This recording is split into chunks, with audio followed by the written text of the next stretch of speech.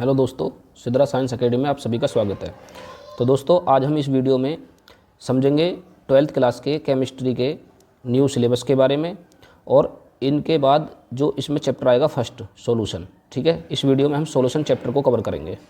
ठीक है दोस्तों, तो चलिए शुरू करते हैं वीडियो को। और सबसे पहले हम समझते हैं न्यू सिलेबस सेशन हमारा 2024-25 के अनुसार क्या रहेगा।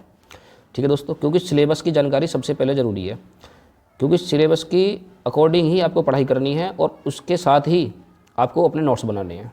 ठीक है, उसके बाद हमारे ऊपर छोड़ दीजिए कि आपके जो क्वेश्चन किस तरह से हमें कवर कराने हैं और कौन कौन क्वेश्चन हमारे इंपॉर्टेंट रहेंगे, किस किस को हमें पढ़ना है। ठीक है दोस्तों, तो हम इस वीडियो के द्वारा हम आपको हर एक क्वेश्चन के बारे में, इंपॉर्टेंट क्वेश्चन जो रहेगा उसके बारे में, अदर जो क्वेश्चन हमारे रहेंगे उन सभी के बारे में हम आपको पूरी जानकारी देंगे। ठीक है दोस्तों, तो वीडियो को बिना स्किप करे पूरी वीडियो को देखना और उसके बाद हम समझेंगे सॉल्यूशन चैप्टर को, पहले चैप्टर को। ठीक है दोस्तों, चलिए वीडियो शुरू करते हैं।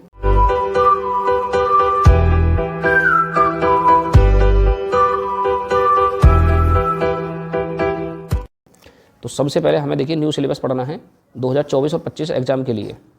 तो देखिए क्या है, जो हमारा चैप्टर फर्स्ट रहेगा दोस्तों, अध्याय जो रहेगा वो रहेगा हमारा सॉल्यूशन। सॉल्यूशन मतलब विलियन रहेगा। ठीक है, पहले चैप्टर का नाम रहेगा विलियन। आप हिंदी में साथ के साथ लिख लेना। ठीक है, मैंने यहाँ इंग्लिश में लिख रखे हैं सभी, आप इसको हिंदी में लिख लेना। तो विलियन, इसको बोलेंगे हम विलियन। ठीक है, सेकंड चैप्टर रहेगा हमारा इलेक्ट्रोकेमिस्ट्री, मतलब वैद्युत रसायन का। ठीक है, उसके बाद चैप्टर थर्ड रहेगा दोस्तों हमारा केमिकल काइनेटिक्स का। उसके बाद रहेगा हमारा चैप्टर नंबर 4 डी ब्लॉक और एफ ब्लॉक का। तो D and F block elements, मतलब डी और एफ ब्लॉक के तत्व। ठीक है दोस्तों, उसके बाद क्वेश्चन नंबर 5 रहेगा हमारा कोऑर्डिनेशन कंपाउंड के ऊपर। कोऑर्डिनेशन कंपाउंड का मतलब होगा उपसहसंयोजन यौगिक। ठीक है, उपसहसंयोजन यौगिक के ऊपर समझेंगे। और जितने भी चैप्टर हैं, ये सभी चैप्टर हमारे मोस्ट इंपोर्टेंट चैप्टर हैं। ठीक है, सभी में से हमारा बोर्ड का एग्जाम आता है, सभी में से हमारे क्वेश्चन बनते हैं। तो प्रत्येक चैप्टर यहाँ अपने आप में एकदम मोस्ट इंपोर्टेंट है, तो एक एक चैप्टर को ध्यान से समझना है। ठीक है दोस्तों, तो उसके बाद आता है हमारा चैप्टर नंबर 6, उसका नाम है haloalkanes and haloarenes. तो हेलो एल्केन और हेलो एरीन के बारे में हमें पढ़ना होता है इस चैप्टर के अंदर। उसके बाद चैप्टर नंबर 7 है हमारे पास एल्कोहल, फिनॉल तथा ईथर। ठीक है, और चैप्टर 8 है एल्डिहाइड, कीटोन और कार्बोक्सिलिक एसिड। ठीक है दोस्तों, तो ये हमारे इस प्रकार से चैप्टर 8 कंप्लीट हो जाते हैं। चैप्टर नंबर 9 आएगा आपका एमीन के ऊपर, और चैप्टर नंबर 10 आएगा बायोमोलिक्यूल्स, मतलब जैव अणु के ऊपर। ठीक है दोस्तों, तो इसमें हमारा जो पूरा चैप्टर समझ रहे हैं, आपको 10 चैप्टर पढ़ने हैं। कितने? 10 चैप्टर पढ़ने हैं। और इन 10 चैप्टरों में से ही आपको कितना आएगा दोस्तों? 70 नंबर का पेपर आएगा। ठीक है, 70 अंक का पेपर आएगा। यदि आप हमारी द्वारा अपलोड की गई प्रत्येक वीडियो को आप ध्यान से देखते हैं और अपने सुंदर हैंड राइटिंग में नोट्स भी बनाते हैं, तो ये मेरी पक्का वादा है आपसे कि आपका 65 प्लस स्कोर रहेगा केमिस्ट्री के अंदर। ठीक है दोस्तों, 65 प्लस का, ये मैं अपने एक्सपीरियंस के अनुसार बता रहा हूँ, क्योंकि हम वीडियो के माध्यम से आपको सभी वो क्वेश्चन प्रोवाइड कराएंगे जो मोस्ट इंपॉर्टेंट होते हैं, जो हर साल पेपर में रिपीट होती हैं। ये देख लेना। ठीक है दोस्तों, तो आपको क्या काम करना है, आपको हमारे चैनल को सब्सक्राइब करना है और बेल आइकन को प्रेस करके बेल आइकन को ऑन कर लेना है। ठीक है, जिससे हमारी तरफ से वीडियो अपलोड होगी तो आप पर सबसे पहले वो वीडियो पहुंच जाएगी, जिससे आप अपनी इस पढ़ाई को, अपनी जो वीडियो है उसको आप सबसे पहले देख सकेंगे। ठीक है, अपनी पढ़ाई को और भी ज़्यादा मजबूत बना पाएंगे आप। तो यदि आपने हमारे चैनल को सब्सक्राइब नहीं किया है तो हमारे चैनल को भी सब्सक्राइब कर लें। ठीक है, और वीडियो में कुछ अच्छा सीखने को मिले, नया सीखने को मिले, तो वीडियो को लाइक करना।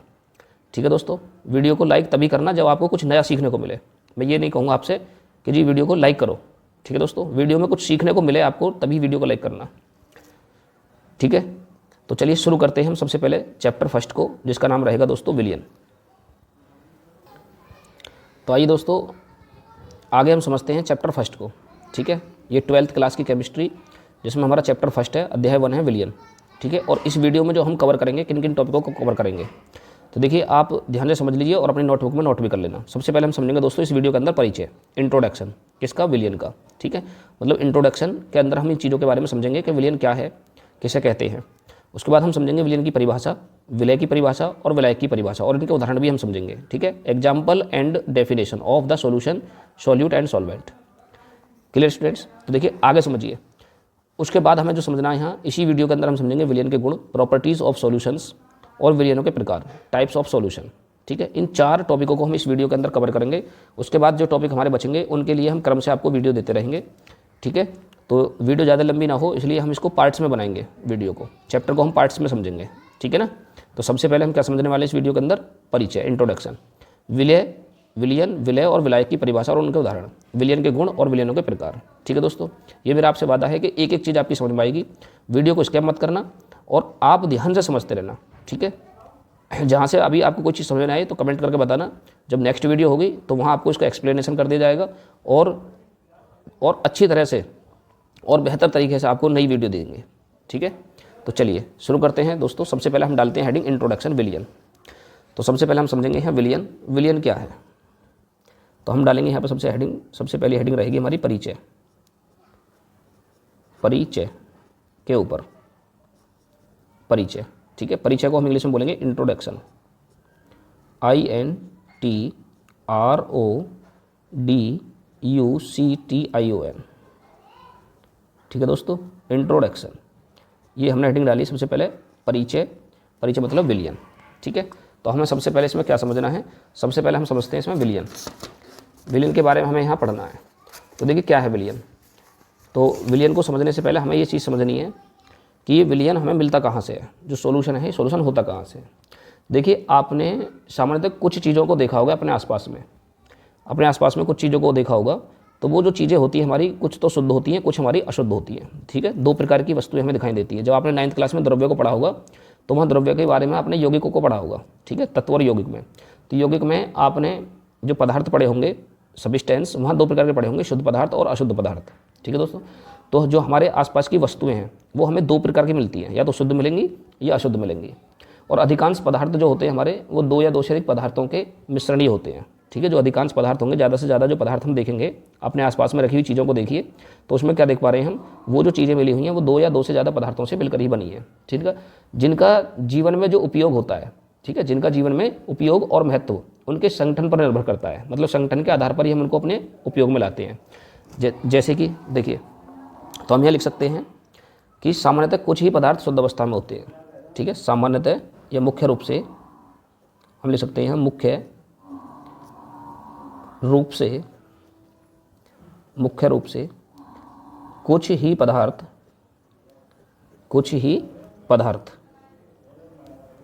मुख्य रूप से कुछ ही पदार्थ, ठीक है, शुद्ध अवस्था में होते हैं, शुद्ध अवस्था में होते हैं, शुद्ध अवस्था में होते हैं। सामान्यतः या अधिकांश लिख सकते हैं, होते हैं, अधिकांश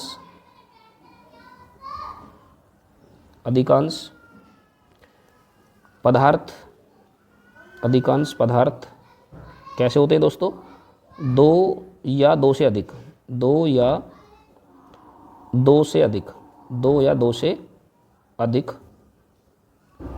अधिकांश पदार्थ दो या दो से अधिक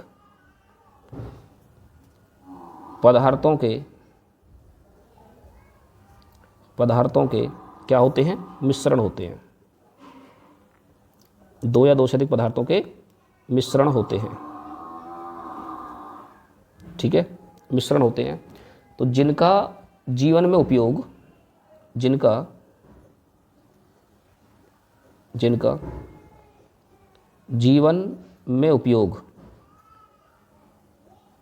जिनका जीवन में उपयोग व महत्व उनके संगठन पर आधारित होता है। ठीक है, तो किस पर, संगठन पर, मतलब जिनसे वो बनकर बने हैं, संगठन पर निर्भर करता है, संगठन पर निर्भर करता है। ठीक है, यहाँ तक बात समझ में आ गई। चलो उदाहरण समझते हैं। जैसे हम कुछ उदाहरण लेते हैं दोस्तों यहाँ समझने के लिए। फॉर एग्जाम्पल समझते हैं, हम यहाँ एग्जाम्पल समझते हैं। देखिए एग्जाम्पल के लिए हम लेते हैं कुछ उदाहरणों को, जैसे हमारे आसपास की कुछ चीज़ें लेते हैं। जैसे सबसे पहले हम लेते हैं एयर मतलब हवा, वायु। ठीक है दोस्तों, क्या लेते हैं हम सबसे पहले यहाँ, वायु। तो वायु क्या है, एक प्रकार का मिश्रण है। क्या है मिश्रण, क्योंकि इसमें बहुत सारी गैसें होती हैं। जो हवा है, जो ऑक्सीजन है, वायु है, उसमें के अंदर बहुत सारी गैसें होती हैं। ठीक है, बहुत सारी गैसें हैं। अच्छा, जो गैसें हैं वो कौन कौन सी गैसें होती हैं, देखिए मैं आपको एक चीज़ और बता देता हूँ। जो वायु है दोस्तों, वायु के अंदर कौन कौन सी गैसें पाई जाती हैं। ठीक है, ये क्वेश्चन हमारा बहुत ही इंपॉर्टेंट बनेगा। यहाँ से कंपटीशन में क्वेश्चन आपका एक ना एक दो क्वेश्चन देखने को जरूर मिल जाएगा। तो जो वायु में दोस्तों मिलते हैं, तो वायु में एक तो हमारी नाइट्रोजन पाई जाती है अधिकांश मात्रा में। कितनी, 78%। ठीक है, 78.09% क्या पाई जाती है इसमें, नाइट्रोजन। क्या पाई जाएगी, नाइट्रोजन। सूत्र होगा इसका N2। और प्लस और किसका मिश्रण है ये होता है 22.95%। क्या पाई जाएगी इसमें? ऑक्सीजन मतलब O2 प्लस बाई की जो बची हमारी परसेंट वो होंगी हमारी अदर गैसें। क्या होंगी? अदर गैसें। ठीक है, अदर गैसें कौन कौन सी? अदर गैस, तो अदर गैस कौन कौन सी होंगी देखिए मैं वो भी बताता हूँ तुम्हें। अदर गैसें होंगी जैसे इसके लिए हम समझते हैं उदाहरण में, जैसे कैसे देखिए हमारी एक तो इसमें पाई जाएगी 0.93 ठीक है परसेंट। क्या पाई जाएगी? Argon gas. आर्गन के लिए सूत्र होता है AR, ठीक है, ARGON, आर्गन गैस पाई जाएगी। उसके बाद हमारा 0.04% इसमें पाई जाएगी हमारी कार्बन डाइऑक्साइड अर्थात CO2 गैस। CO2 गैस, ठीक है, CO2 गैस। ठीक है दोस्तों, तो इस प्रकार से हमारी वायु का संगठन पूरा होता है जिसको हम कह देते हैं वायु। तो वायु में इन गैसों का मिश्रण होता है। तो जब मिश्रण है तो हम उसको क्या कहेंगे? मिश्रण को क्या कहेंगे बताओ जल्दी से। तो जब मिश्रण है तो एक प्रकार का पदार्थ ही बनेगा। ठीक है, मिश्रण को हम क्या कहेंगे? एक प्रकार का पदार्थ ही है, क्योंकि पदार्थ दो भागों में बटा होता है, शुद्ध पदार्थ और अशुद्ध पदार्थ में। उसके बाद हम सेकंड नंबर पर समझते हैं। हमने फर्स्ट नंबर पर समझ लिया वायु, सेकंड नंबर पर समझेंगे दोस्तों हम क्या? सेकंड नंबर पर हमें समझना है ब्लड। चलो एक उदाहरण और लेते हैं। दूसरा नंबर 2 ब्लड। ब्लड मतलब रक्त। रक्त को हम अपनी भाषा में खून या ब्लड भी कहते हैं। ठीक है, ब्लड भी इसी का नाम है, ब्लड, BLOOD ब्लड। समझ जाओगे अब तो सभी समझ जाएंगे। तो ब्लड जो मिश्रण होता है वो किन किन गैसों का, किन किन कंपोनेंट्स का मिश्रण है? तो देखिए इसके अंदर दोस्तों 4 मेन कंपाउंड्स होते हैं। ठीक है, 4 मेन कंपोनेंट्स होते हैं। वो कौन कौन से हैं देखिए। एक तो 55% तो इसमें मिलता है दोस्तों प्लाज्मा। क्या मिलेगा? प्लाज्मा। ठीक है, 55% प्लाज्मा होता है, प्लस इसी में मिला होता है क्या? Red blood cells. लगभग वो मिल जाएंगे हमारी 40 से 45%। 40 से 45% क्या मिलेंगे इसके अंदर? RBC, जो इसको हम बोलते हैं RBC। ठीक है, RBC। और प्लस इसी के साथ हमारी मिलती हैं 0.7 से 0.7% से कितनी? 1% तक। ठीक है, 1% तक क्या मिलती है? WBC। नाम सुना होगा WBC का। क्या होता है? White blood cells. तो इसको हम बोलते हैं शॉर्ट में WBC। ये होती है हमारी रेड ब्लड सेल्स। ठीक है दोस्तों, उसके बाद जो होता है अदर जो मिलेगा उसमें, ठीक है, उसके अंदर मिलती है हमारी प्लेटलेट्स।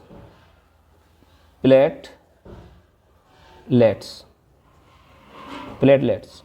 और ये जो होंगी हमारी लेस देन 1% होंगी, मतलब 1% से भी कम होती हैं। ठीक है, जो होंगी हमारी प्लेटलेट्स वो 1% से कम होंगी। ठीक है, हमारे ब्लड के अंदर 1% से कम होती हैं। ठीक है दोस्तों, चलिए अब हम एक उदाहरण और लेते हैं अभी। ठीक है, उदाहरण बहुत लेंगे हम, चीज़ों को, कंसेप्ट को क्लियर करेंगे। कंसेप्ट हम क्या समझ रहे हैं कि हमारे आसपास के जो कुछ पदार्थ हैं वो हम देख रहे हैं कि कुछ ही पदार्थ हमारे शुद्ध अवस्था में, अन्यथा अधिकांश पदार्थ हमारे कैसे हैं? सभी मिश्रण हैं। जैसे कि हमने एक उदाहरण लिया वायु का, ठीक है, दूसरा उदाहरण लिया हमने रक्त का, तीसरा उदाहरण और लेते हैं, बहुत ही अच्छा उदाहरण है। ठीक है, तो तीसरा लेते हैं दोस्तों ब्रास। नाम सुना होगा आपने ब्रास का, सुना है ब्रास? ब्रास मतलब पीतल। ब्रास का मतलब पीतल। ब्रास का मतलब क्या होगा? पीतल। इसको इंग्लिश में बोलते हैं ब्रास, BRASS, ब्रास। ठीक है दोस्तों, तो देखिए ब्रास भी एक प्रकार का हमारा मिश्रण ही होता है। तो जो ब्रास है वो किन किन का मिश्रण होता है? तो ब्रास में जो कॉपर और जिंक दोनों मिलकर बने होते हैं, मिलकर के हमारा पीतल बनाते हैं। तो कौन कौन होंगे? कॉपर। तो कॉपर कितना होता है इसमें? 66%। 66% इसमें दोस्तों कॉपर होता है, जिसका सूत्र होता है Cu प्लस, Cu है ये। ठीक है, और उसके बाद होता है इसमें 34% क्या होगा? जिंक। 34% होगा दोस्तों इसमें जिंक। ठीक है, बात समझ में आ रही है? इसी प्रकार से हम एक नेक्स्ट उदाहरण और लेते हैं, वो है ब्रॉन्ज। क्या लेंगे? नंबर 4 पे ब्रॉन्ज का। ब्रॉन्ज मतलब होता है, एक नाम सुना होगा अपना, कांसा।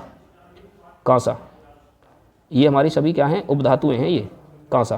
तो इसको बोलते हैं इंग्लिश में ब्रॉन्ज, BRO, ठीक है, NZE, ब्रॉन्ज। तो ब्रॉन्ज क्या है देखिए, ये हमारे कॉपर और टिन धातु का मिश्रण होता है। तो इसके अंदर जो ब्रॉन्ज के अंदर होता है 88%, मतलब 88% तो दोस्तों इसके अंदर होता है कॉपर, मतलब Cu प्लस, और इसके अंदर होता है लगभग 12% टिन। 12% होता है टिन धातु। ठीक है, तो TIN टिन, इसको हिंदी में लिखना चाहो हिंदी में लिख लेना टिन, ठीक है, किसी भी प्रकार से आप इसको लिख लेना, नोट कर लेना। अच्छा और ले में, चलो और उदाहरण लेते हैं, उदाहरण नंबर 5 समझते हैं, ठीक है। उदाहरण नंबर 5 समझते हैं। एक नाम सुना होगा आपने स्टेनलेस स्टील, स्टेनलेस स्टील। तो stainless steel, STAIN, stainless steel, stainless steel. इसमें देखिए ये भी एक प्रकार का मिश्रण ही है। तो इसके अंदर स्टेनलेस स्टील के अंदर क्या होता है, जिसको हम हिंदी में इस्पात बोलते हैं, इसको हिंदी में हम क्या बोलेंगे, इस्पात, इस्पात, ठीक है दोस्तों, इस्पात कहते हैं इसको हिंदी में, क्या कहेंगे, इस्पात, इस्पात कहेंगे। तो इस्पात या स्टेनलेस स्टील किस किस का मिश्रण होगा, देखो एक तो इसके अंदर आयरन होगा, ठीक है, आयरन, क्रोमियम धातु और निकेल, ये सभी मिलकर के हमारे इस्पात या स्टेनलेस स्टील बनाते हैं। तो देखिए किसका परसेंट कितना रहेगा इसमें, तो इसमें 72%, मतलब 72% तो रहेगा दोस्तों इसमें Fe आयरन लोहा, प्लस 17 से 19%, मतलब 17 से 19% रहेगी इसमें क्रोमियम धातु, प्लस उसके बाद 7 से 9%, 7 से 9% रहेगी इसमें दोस्तों निकेल, निकेल बोले तो Ni, ठीक है। यदि आप बिल्कुल केमिस्ट्री में कुछ नहीं जानते हैं, ठीक है दोस्तों, तो आज ही हमारे चैनल को सब्सक्राइब कर लें, क्योंकि हम अपने चैनल के द्वारा, ठीक है, बिल्कुल जीरो लेवल से चीज़ को समझाते हैं और बहुत गहराई तक की चीज़ों को क्लियर करते हैं। तो ये जितनी चीज़ें मैंने आपको बताई हैं ये सभी आपकी इंटर लेवल के लिए बहुत ही मोस्ट इंपॉर्टेंट हैं। और यदि आप इंटर के बाद कोई नीट या CPMT या AIPMT या अदर आप कोई कंपटीशन का एग्ज़ाम दोगे तो वहाँ पर इनमें से रिलेटेड बहुत सारे क्वेश्चन आपको देखने को मिलते हैं दोस्तों, ठीक है। तो इसी प्रकार की जानकारी हम आपको अपनी वीडियो के द्वारा देते हैं। यदि वीडियो अच्छी लग रही हो, वीडियो में कुछ नया सीखने को मिल रहा हो, तो वीडियो को लाइक करें, ठीक है, और अपने दोस्तों के साथ भी शेयर करें। चैनल पर पहली बार आए हैं तो चैनल को सब्सक्राइब जरूर कर देना, ठीक है दोस्तों। तो चलिए आगे बढ़ते हैं। अब हम उसके बाद हमारा इंट्रोडक्शन यहाँ कंप्लीट हो जाता है। यदि आपकी अभी भी कोई कन्फ्यूजन रहा हो तो मुझे कमेंट करके बताना, ठीक है दोस्तों। चलिए एक बार और अब इसको हम समझते हैं दोबारा। देखिए परिचय में हमने क्या समझा था, मुख्य रूप से ही कुछ जो पदार्थ है हमारे कैसे होते हैं, शुद्ध अवस्था में होते हैं, ठीक है। अधिकांश धातुएं तो अधिकांश पदार्थ तो हमारे कैसे होते हैं, 2 या 2 से अधिक पदार्थों के मिश्रण होते हैं, जिनका जीवन में उपयोग व महत्व उनके संगठन पर निर्भर करता है, ठीक है दोस्तों। तो इसमें हमने कुछ उदाहरण लिए हैं और उदाहरण हमारे बहुत ही मोस्ट इंपॉर्टेंट हैं। जैसे कि वायु, तो इसमें 78.09% तो इसमें नाइट्रोजन होगी, 20.95% इसमें हमारी ऑक्सीजन गैस रहेगी, और बाकी के जो परसेंट रहेगा उसमें अदर गैसें होंगी, जैसे कि 0.93% आर्गन होगी और 0.04% CO2 गैस होगी, ठीक है। उसके बाद भी अगर कुछ बचता है तो वो सब उसमें अदर में आ जाएगा, ठीक है दोस्तों। मुख्य जो है उसमें 2 ही हैं, एक तो नाइट्रोजन और एक ऑक्सीजन गैस। उसके बाद रक्त, रक्त जो होता है ब्लड, ठीक है, ब्लड भी एक हमारा प्रकार का मिश्रण ही है, ठीक है, मिश्रण पदार्थ है। उसके अंदर हमारे पास 55% प्लाज्मा और 40 से 45% RBC और 0.7 से 1% RBC होती है, WBC, और अदर जो होंगे हमारे 1% से कम प्लेटलेट्स होती हैं ब्लड के अंदर, ठीक है दोस्तों। उसके बाद पीतल, जो जिसको हम ब्रास कहते हैं, तो ब्रास धातु जो है वो भी हमारा एक प्रकार का मिश्रण ही होता है। उसके अंदर हमारे कॉपर और जिंक दोनों धातुएं होती हैं, ठीक है दोस्तों, ब्रास। उसके बाद कांसा और स्टेनलेस स्टील, ठीक है, ये हमने उदाहरण लिए हैं। इसके बाद भी अगर आपका कोई कन्फ्यूज़न होता है इंट्रोडक्शन से रिलेटेड या फर्स्ट चैप्टर से रिलेटेड हमारी वीडियो को देखने के बाद, तो आप कमेंट करके बताना, ठीक है, तो हम उसका ज़रूर आपको सोल्यूशन देंगे। तो चलिए दोस्तों अब हम यहाँ पॉइंट नंबर 2, जो हमारा स्टेप 2 था, उसको शुरू करते हैं। तो वो पॉइंट नंबर 2 था हमारा विलयन, विलय और विलायक की परिभाषाएं उदाहरण सहित, ठीक है। तो हम सबसे पहले समझेंगे यहाँ विलयन।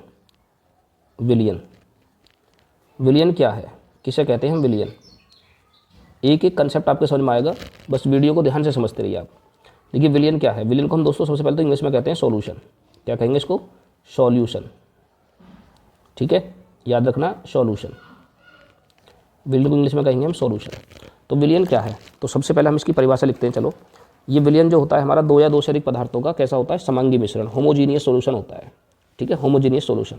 तो हम इसमें लिखेंगे कि विलयन 2 या 2 से अधिक पदार्थों के समांगी मिश्रण को कहते हैं, ठीक है, 2 या 2 से अधिक पदार्थों के समांगी मिश्रण को क्या कहेंगे हम, विलयन। तो लिखेंगे 2 या 2 से अधिक, 2 या 2 से अधिक, 2 या 2 से अधिक, 2 या 2 से अधिक पदार्थों के पदार्थों के समांगी मिश्रण को, इसको समांगी मिश्रण को, ठीक है, समांगी मिश्रण। अभी समझाऊंगा समांगी मिश्रण किसे कहते हैं। समांगी मिश्रण को क्या कहेंगे, विलयन कहते हैं। समांगी मिश्रण को विलयन कहते हैं, ठीक है दोस्तों, विलयन कहते हैं। तो विलयन क्या है हमारा, दो या दो से अधिक पदार्थों के समांगी मिश्रण को विलयन कहते हैं, ठीक है। अब देखिए यहाँ हम एक नोट डालते हैं, ठीक है, हम यहाँ पे एक नोट लिखेंगे और नोट के अंदर दोस्तों हम समझेंगे सबसे पहले यहाँ समांगी मिश्रण, क्या समझेंगे यहाँ, समांगी मिश्रण। तो सबसे पहले हम समझते हैं समांगी मिश्रण क्या है। देखिए ऐसा मिश्रण, ऐसा मिश्रण, ऐसा मिश्रण जिसमें, ऐसा मिश्रण जिसमें जो पदार्थ विलय हैं, जो घोले गए हैं, ठीक है, ऐसा मिश्रण जिसमें पदार्थों के, घुले पदार्थों के, ठीक है, इसको लिख लो घुले पदार्थों के, घुले पदार्थों के, घुले पदार्थों के कण या अवयव, घुले पदार्थों के कण या अवयव स्पष्ट, स्पष्ट या कह सकते हैं पूर्ण रूप से, स्पष्ट या पूर्ण रूप से, ठीक है, स्पष्ट या पूर्ण रूप से घुले होते हैं, घुले होते हैं, घुले होते हैं, ठीक है। और अवयव को दोस्तों हम कण भी कह सकते हैं। मतलब इस तरह से समझ लीजिए समांगी मिश्रण क्या है। देखो अभी हमने पीछे कुछ उदाहरण समझे थे यहाँ एग्जाम्पल में, जैसे कि वायु, वायु हमने लिया यहाँ, वायु जो है हमारे एक प्रकार का समांगी मिश्रण है। तो दोस्तों वायु के अंदर नाइट्रोजन, ऑक्सीजन, आर्गन, ठीक है, कार्बन डाइऑक्साइड गैस, इस तरह के मिश्रण होते हैं। तो क्या आप इनमें से किसी चीज़ को देखकर पहचान सकते हैं, बताइए। जब जिसके संगठन को या जिसके कणों को आप स्पष्ट रूप से नहीं देख सकते, ठीक है, तो उसी मिश्रण को हम कहते हैं, क्या कहेंगे, समांगी मिश्रण, ठीक है। तो यहाँ जैसे कि हमने उदाहरण लिया वायु, तो वायु के अंदर बहुत सारी गैसें मिली हुई हैं लेकिन हम किसी भी गैस को नहीं पहचान सकते, ठीक है, तो वो हमारा कैसा हो जाएगा, समांगी मिश्रण। इसी प्रकार से हमारा दिखाई देता है एक रक्त, ठीक है, रक्त उदाहरण ले लिया हमने, रक्त जिसको हम ब्लड कहते हैं। तो ब्लड जो है ये भी हमारा एक समांगी मिश्रण होता है, क्योंकि इसके अंदर प्लेटलेट्स, आरबीसी, ठीक है, प्लाज्मा इस तरह से घुली हुई होती है कि वो हमें कुछ भी दिखाई नहीं देती हैं। एक होता है दोस्तों पीतल, पीतल, ठीक है, एक होता है हमारा कांसा, कांसा, ये सभी हमारे क्या है, समांगी मिश्रण। कांसा, कांसा के बाद एक होता है हमारे पास स्टेनलेस स्टील, ठीक है, स्टेनलेस स्टील। और उसके बावजूद भी हमारे पास बहुत सारे ऐसे उदाहरण और होते हैं। चलो हम कुछ उदाहरण ऐसे लेते हैं जो जनरली आपके घर में यूज होते हैं। जैसे दोस्तों नमक और पानी का विलयन, ठीक है, नमक और पानी का विलयन भी हमारा कैसा है, एक समांगी मिश्रण है। क्योंकि जब हम नमक को पानी में घोलते हैं तो घोलने के बाद में उसमें नमक विलय हो जाता है, दिखाई नहीं देता है, ठीक है।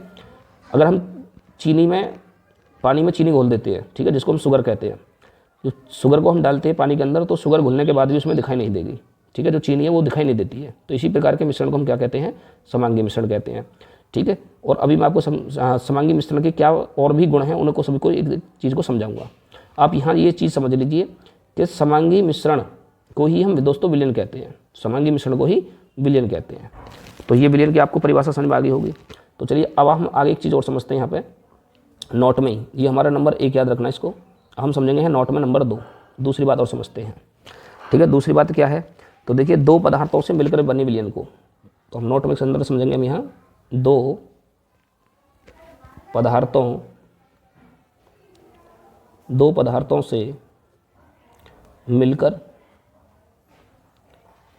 से मिलकर बने विलयन को, ये समांगी मिश्रण को, बने विलयन को क्या कहते हैं, बने विलयन को द्विअंगी, द्विअंगी का मतलब बाइनरी सॉल्यूशन, बाइनरी सॉल्यूशन द्विअंगी विलयन कहते हैं, ठीक है। द्विअंगी विलयन का मतलब होगा बाइनरी सॉल्यूशन, ठीक है, कहते हैं, याद रखोगे, कहते हैं।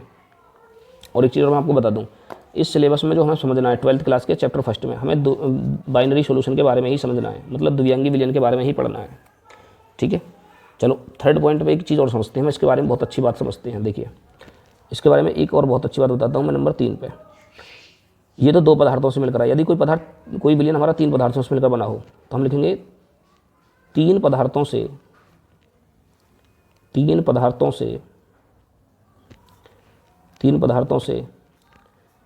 मिलकर बने विलयन को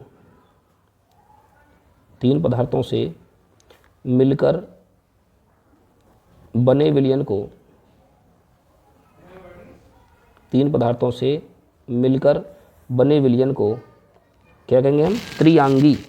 क्या कहेंगे? त्रिअंगी। त्रिअंगी विलयन कहते हैं। ठीक है, त्रिअंगी विलयन कहते हैं।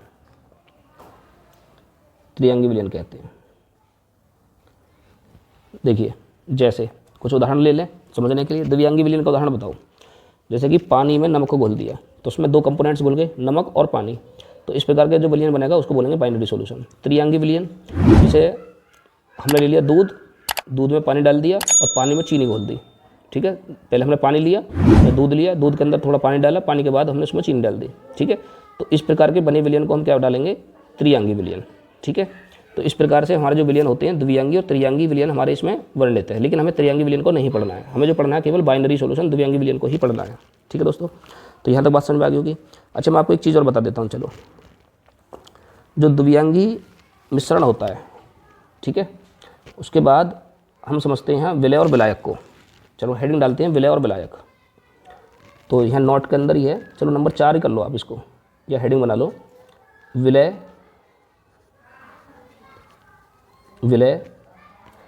तथा विलायक। विलय तथा विलायक।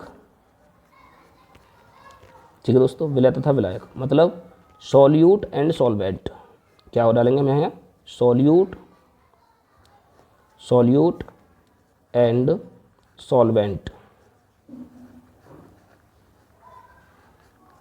ठीक है, सॉल्यूट एंड सॉल्वेंट। तो देखिए याद रखना, द्विअंगी मिश्रण में हम लिखेंगे यहाँ द्विअंगी मिश्रण में जो पदार्थ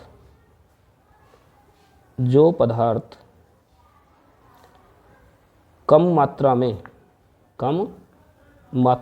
का मतलब होगा स्मॉल अमाउंट में। ठीक है, स्मॉल अमाउंट में, कम मात्रा में मतलब स्मॉल अमाउंट में होता है, उसे क्या कहेंगे? उसे विलय कहते हैं। ठीक है दोस्तों, उसे विलय कहते हैं। उसके बाद याद रखना है तथा विलय कहते हैं, तथा जो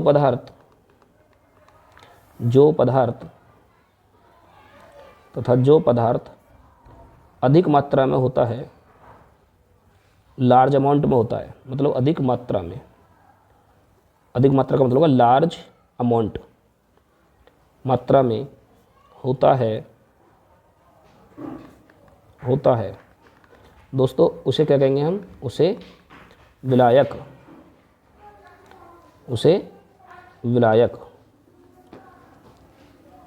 कहते हैं। ठीक है, उसे विलायक कहते हैं। चलिए ये चीज़ हमने समझ ली है। कोई हमने पदार्थ लिया, जैसे नमक में पानी में नमक को घोल रखा है हमने। एक बर्तन लिया, बर्तन के अंदर हमने पानी डाला, पानी में हमने नमक को घोल दिया। अब उसको हमें देखना है कि उसके अंदर विलय और विलायक कौन है। तो दोस्तों यहाँ जो पानी की मात्रा होगी, जो पानी का अमाउंट होगा वो ज़्यादा होगा।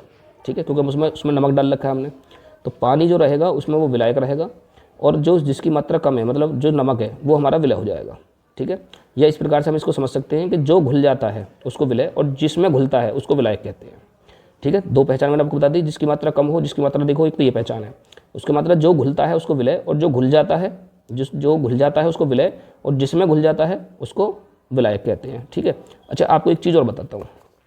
ठीक है दोस्तों, आप एक नोट कर यहाँ एक नोट और डालिए, मतलब बहुत अच्छी अच्छी बातें मैं आपको बता रहा हूँ यहाँ। एक नोट और डालिए और एक नोट को और समझते हैं ध्यान से। तो देखिए दोस्तों, एक नोट समझते हैं हम यहाँ पे, और नोट में आपको याद रखना है विलय और विलायक की पहचान के लिए बता रहा हूँ, ठीक है। एक तो पहचान मैंने आपको ये बताई दी, जिसकी मात्रा कम हो, जिसकी मात्रा ज़्यादा हो, या जो घुल जाता हो, जिसमें घुल जाता हो, ठीक है। उसके बाद भी एक नोट चीज़ आप याद रख लीजिए। देखिए, आपने फिजिक्स में एक चैप्टर पढ़ा होगा जिसका नाम है इलेक्ट्रोस्टैटिक्स, ठीक है। आपने फिजिक्स में एक चैप्टर पढ़ा होगा दोस्तों जिसका नाम होता है इलेक्ट्रोस्टैटिक्स, STATICS, इलेक्ट्रोस्टैटिक्स पढ़ा होगा।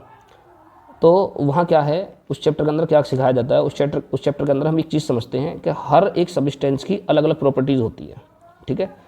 अर्थात हम ये कह सकते हैं कि जो सॉल्वेंट होगा हमारा, सॉल्वेंट मतलब विलायक हमारा, वो होगा जिसका इलेक्ट्रो है, ठीक है, जो डाइलेक्ट्रिक कांस्टेंट है उसका मान अगर सबसे ज़्यादा है तो वही हमारा क्या होगा, सॉल्वेंट का मान, सॉल्वेंट कहा जाएगा। तो देखिए दोस्तों, आपने एक चैप्टर पढ़ा होगा जिसका नाम है इलेक्ट्रोस्टैटिक्स फिजिक्स में, ठीक है। 12th क्लास की फिजिक्स में आपने एक चैप्टर पढ़ा होगा, उसका नाम है इलेक्ट्रोस्टैटिक्स। तो वहाँ आपको एक चीज़ पढ़ाई जाती है जिसका नाम है डाई इलेक्ट्रिक कॉन्स्टेंट। क्या पढ़ा जाता है वहाँ, इस चैप्टर के अंदर आपको एक चीज़ पढ़ाई जाती है जिसका नाम होता है डाई इलेक्ट्रिक कांस्टेंट। क्या पढ़ा जाता है, कांस्टेंट, जिसको हम के से रिप्रेजेंट व्यक्त करते हैं, के, ठीक है दोस्तों। तो इसमें आप क्या पढ़ते हो, देखो इसमें आप ये चीज़ पढ़ते हो कि हर एक सब्सटेंस, जो हर एक पदार्थ है, उसकी जो प्रॉपर्टीज़ है दोस्तों वो अलग अलग होती है, ठीक है ना।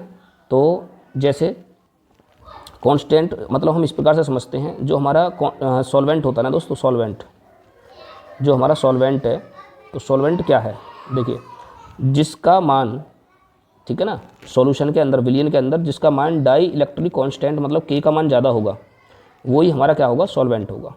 मतलब हम इस प्रकार से इसको कह सकते हैं कि component with higher value, component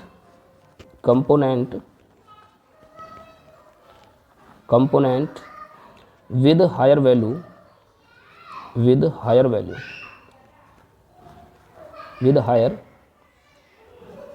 value of किसकी, dielectric constant, of dielectric constant, dielectric constant, ठीक है, एक्ट्स एज सॉल्वेंट, ठीक है दोस्तों। मतलब इसका हम ये समझ सकते हैं कि पदार्थ में, ठीक है, पदार्थ में या विलयन में, जिस पदार्थ का डाई इलेक्ट्रिक कांस्टेंट का मान ज़्यादा होगा, वही हमारा क्या होगा, विलायक का काम करेगा। जैसे कि देखो कुछ हम एग्जाम्पल समझते हैं, जैसे कि एक एग्जाम्पल लेते हैं, हमने सुना होगा एक एथेनॉल, एक नाम पढ़ा होगा आपने, एथेनॉल, ठीक है दोस्तों, पढ़ा है एथेनॉल के बारे में। तो एथेनॉल का जो डाइलेक्ट्रिक कांस्टेंट का मान होता है वो होता है 24.3। इसी प्रकार से साल्ट, जो साल्ट होता है, साल्ट का जो डाइलेक्ट्रिक कांस्टेंट होता है वो होता है 69, ठीक है, 69। लेकिन यदि अगर हम वाटर की बात करें, वाटर, ठीक है दोस्तों, किसकी, वाटर की, तो वाटर मतलब पानी, जल की बात करें तो जल का जो डाइलेक्ट्रिक कांस्टेंट का मान होता है वो होता है दोस्तों 81, मतलब 81। तो यहाँ ये बताइए, तो इन तीनों में सबसे ज़्यादा विलायक का काम कौन करेगा, पानी, ठीक है, पानी ही हमारा विलायक का काम ज़्यादातर करता है। जैसे कि चीनी में हम पानी घोलते हैं, पानी में हम नमक घोलते हैं, ठीक है, पानी में हम चीनी घोलते हैं, या पानी में दूध डालते हैं, दूध में पानी डालते हैं, तो वहाँ जो हमारा सॉल्वेंट काम करेगा, ठीक है दोस्तों, तो वहाँ हमारा देखा जाएगा डाइलेक्ट्रिक कांस्टेंट किसका मान ज़्यादा है, वही हमारा उसमें क्या होगा, सॉल्वेंट का काम करेगा। चलो एक यहाँ से क्वेश्चन बनता है हमारा, एक क्वेश्चन नोट कर लो, ठीक है, एक इम्पोर्टेंट क्वेश्चन बनता है। वो क्वेश्चन क्या बनता है, वो क्वेश्चन ये है कि जो पानी है, पानी वो यूनिवर्सल विलायक क्यों है, यूनिवर्सल, ठीक है। तो इसलिए याद रखना है आपको यहाँ कि water is a universal constant, solvent. तो हम लिखेंगे यहाँ वाटर ठीक है दोस्तों, water is a universal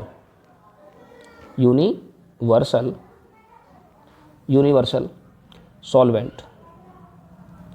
universal solvent, reason क्या है इसका? यूनिवर्सल सॉल्वेंट, कारण क्यों है? बिकॉज वाटर या H2O भी हम कह सकते हैं, H2O has highest dielectric constant value.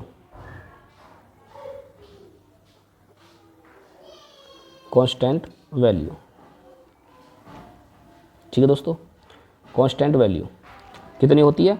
81, बताया था मैंने आपको 81। इसीलिए इसको यूनिवर्सल विलायक कहा जाता है, मतलब कांस्टेंट सॉल्वेंट कहा जाता है। ठीक है, तो याद रखना, जो जल है, जो पानी है, अगर उससे आपको डाइलेक्ट्रिक कांस्टेंट का मान पूछा जाए, मतलब के का जो मान पूछा जाए, वो बताना है आपको 81। और ये ऑब्जेक्टिव के लिए क्वेश्चन बहुत ही इंपॉर्टेंट है। मतलब यदि आप कोई नीट या कोई CPMT, AIPMT या मेडिकल एग्जाम से जुड़ा हुआ कोई भी आप एग्ज़ाम देते हो, ठीक है, तो वहाँ पे इन क्वेश्चन के आने के चांसेस सबसे ज़्यादा होते हैं। ठीक है दोस्तों, तो कुछ बात समझ में आ रही है आपके, नहीं आ रही है? यदि बात समझ में आ रही है, वीडियो अच्छी लग रही है, तो वीडियो को लाइक करें। ठीक है, और पूरी वीडियो को देखना, अभी हम आगे बहुत कुछ सीखेंगे इस वीडियो के अंदर। वीडियो को स्किप मत करना। ठीक है, और अपने नोटबुक में नोट करते चलना। यदि आपको इंग्लिश की कोई प्रॉब्लम है, यदि हिंदी में कुछ ज़्यादा ही समझना चाहते हैं, तो आप उसको कमेंट में बताएं। यदि आप और ज़्यादा इंग्लिश को समझना चाहते हैं, तो आप उसको कोई बात को भी कमेंट में बताएं। यदि आपको दोनों का कॉम्बिनेशन अच्छा लग रहा है, तो उस बात को हमें कमेंट करके बताएं। ठीक है, तो चलिए आगे हम समझते हैं आगे। ठीक है दोस्तों, अब तक हमने 2 क्वेश्चन को कवर कर लिया है। कौन कौन से इनको? सबसे पहले हमने समझा इंट्रोडक्शन। जो हमारे आसपास के पदार्थ हैं, वो अधिकांश पदार्थ ही हमारे शुद्ध होते हैं, अन्यथा ज़्यादातर पदार्थ बहुत कम मात्रा में शुद्ध होते हैं, अन्यथा ज़्यादातर अधिकांश पदार्थ हमारे 2 या 2 से अधिक पदार्थों का मिश्रण है।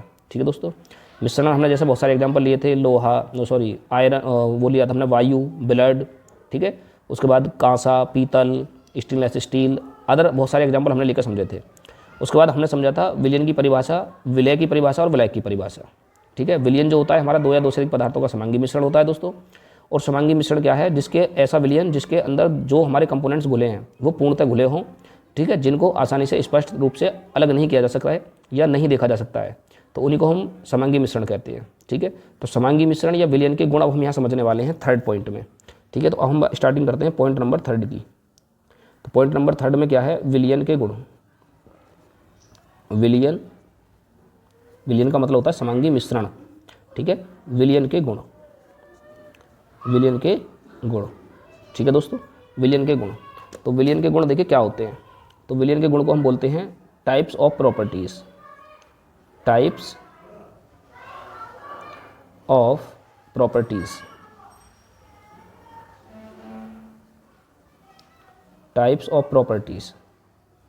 ठीक है दोस्तों, तो चलिए टाइप्स ऑफ प्रॉपर्टीज समझना शुरू करते हैं। तो जो विलयन के गुण हैं वो निम्नलिखित होते हैं। मतलब विलयन की जो मुख्य बातें हैं वो बहुत सारी हैं, तो उनमें से कुछ इंपॉर्टेंट हम समझते हैं। देखिए सबसे पहले फर्स्ट पॉइंट पे ये समझ लीजिए कि जो विलयन जो होता है वो एक समांगी मिश्रण है। ठीक है, विलयन लिखेंगे, विलयन एक क्या होता है दोस्तों? समांगी मिश्रण होता है, होमोजीनियस मिक्सचर है। समांगी मिश्रण को हम कहेंगे होमोजीनियस मिक्सचर। क्या कहेंगे? Homogeneous mixture.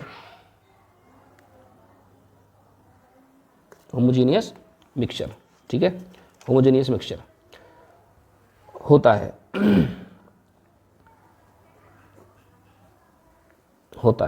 ठीक है। सेकंड बी पॉइंट पर हमें समझना है इसके अंदर।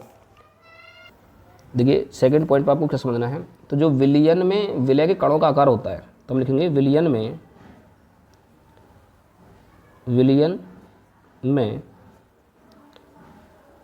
विलय के कणों का आकार, विलयन में विलय के कणों का आकार, विलयन में विलय के कणों का आकार कैसा होगा? 10 की पावर -7 से 10 की पावर -8, ठीक है दोस्तों, सेंटीमीटर तक होता है। मतलब इनका आकार इतना छोटा होता है, इतना छोटा होता है कि इनको हम नग्न आँखों से भी नहीं देख सकते, बिना लेंस, बिना चश्मे की सहायता के हम इनको देख नहीं सकते। एंड सी पॉइंट पर हमें समझना है दोस्तों, है थर्ड पॉइंट पे जो बहुत ही इम्पोर्टेंट है। तो विलियन के घटकों, विलियन के घटक, घटक तो समझ रहे होगे, घटक कौन से होते हैं, कंपोनेंट्स इसके अंदर कौन कौन से होते हैं दोस्तों, विलय और विलायक, विलय और विलायक दोनों की हम बात कर रहे हैं, उन्हीं को बोलते हैं घटक, कंपोनेंट्स, विलय और विलायक। तो विलियन के घटक, घटक मतलब घटकों, घटक कौन कौन से हैं, विलय और विलायक मतलब सॉल्यूट और सॉल्वेंट, ठीक है। विलय कैसे कहते हैं, जिसकी मात्रा कम होती है, विलय कैसे कहते हैं, जिसकी मात्रा अधिक होती है विलियन के अंदर, ठीक है। तो ये विलय कैसे कह सकते हैं, जिसका डाइलेक्ट्रिक कांस्टेंट का मान ज़्यादा होगा, ठीक है, के का मान ज़्यादा होगा, वो हमारा सॉल्वेंट का काम करेगा। तो यूनिवर्सल कांस्टेंट कौन है, जल्दी से बताइए कमेंट करके कौन आएगा। यूनिवर्सल जो हमारा सॉल्वेंट होता है दोस्तों वो कौन है, ठीक है, एथेनॉल है, वाटर है, या अन्य कोई अदर कंपोनेंट है, तो वो जल्दी से आपको कमेंट करके बताना है, ठीक है। तो विलियन के घटकों, विलय प्लस विलायक, ठीक है, को भौतिक विधियों द्वारा, किसके द्वारा, भौतिक विधियों द्वारा, भौतिक विधियों द्वारा, भौतिक विधियों का मतलब होता है फिजिकल मेथड द्वारा, फिजिकल मेथड द्वारा, फिजिकल मेथड द्वारा, फिजिकल मेथड से, ठीक है, फिजिकल मेथड द्वारा सरलता से पृथक नहीं किया जा सकता, सरलता से, सरलता का मतलब है इजी तरह से, ठीक है, सरलता से पृथक, पृथक का मतलब सेपरेट, पृथक नहीं किया जा सकता, ठीक है दोस्तों, पृथक नहीं किया जा सकता है। इसका मतलब क्या होगा, इसका मतलब ये होगा कि यदि हम विलियन के जो घटक हैं जिसमें हमने उसको घोल रखा है, जैसे पानी में नमक को घोल रखा है हमने, ठीक है, या ब्लड में आरबीसी, डब्ल्यूबीसी, प्लाज्मा, इस तरह के कंपोनेंट्स घुले हुए हैं, तो उनको हम जो भौतिक विधि होती है जैसे छानकर, ठीक है, या पानी में धोकर, इस तरह से हम इनको अलग नहीं कर सकते, ठीक है। फिजिकल मेथड बहुत सारे हैं, तो उनको हम साधारण विधियों द्वारा अलग नहीं कर सकते, तो उसके लिए हमें कोई ना कोई ऐसी विधि लगानी पड़ती है जिसमें उसके जो गुण हैं वो परिवर्तित हो जाते हैं, ठीक है दोस्तों, तो उनको हम बोलते हैं रासायनिक परिवर्तन। फिर तो भौतिक विधि है, भौतिक परिवर्तन द्वारा हम इसको अलग नहीं कर सकते। तो हम समझेंगे डी पॉइंट में, डी पॉइंट भी हमारा बहुत ही इंपॉर्टेंट है, ठीक है, जितने इंपॉर्टेंट मैं आपको बता रहा हूँ सभी ही सिलेक्टेड क्वेश्चन है, ये सभी इंपॉर्टेंट है हमारे। तो चलिए आगे हम समझ सकते हैं कि जो विलियन के जो गुणधर्म होते हैं दोस्तों, वो उसके घटकों के गुणधर्म के समान ही होते हैं। जो विलियन के गुणधर्म होते हैं, इसके घटक जो होते हैं हमारे विलय और विलायक जो उसमें घुले हुए हैं, तो उसी के समान होंगे उसमें, ठीक है, उनसे अलग नहीं होंगे। तो हम लिख सकते हैं कि विलियन के गुणधर्म, ठीक है, विलियन के गुणधर्म, तो हम लिख सकते हैं यहाँ विलियन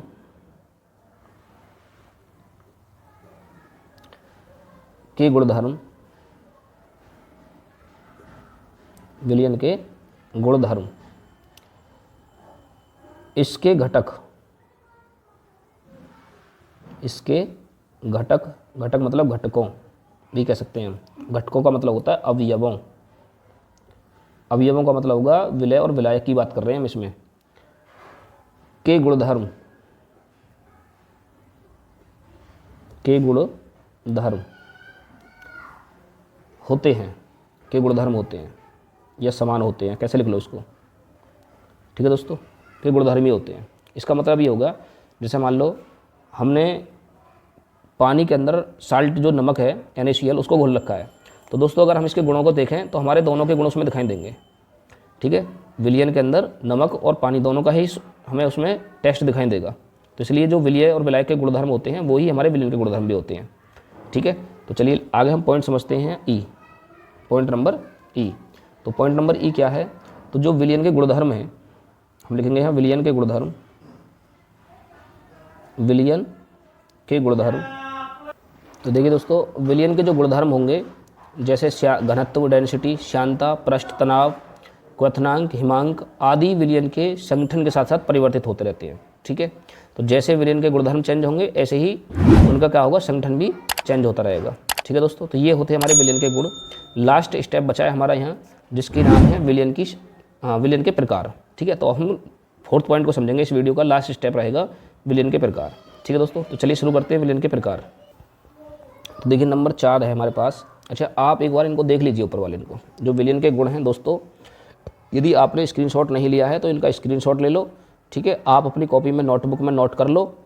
ठीक है दोस्तों, और बेहतरीन सुंदर राइटिंग में आपको नोट्स बनाने हैं, ये समझ लेना, यदि आप बहुत अच्छा स्कोर करना चाहते हो।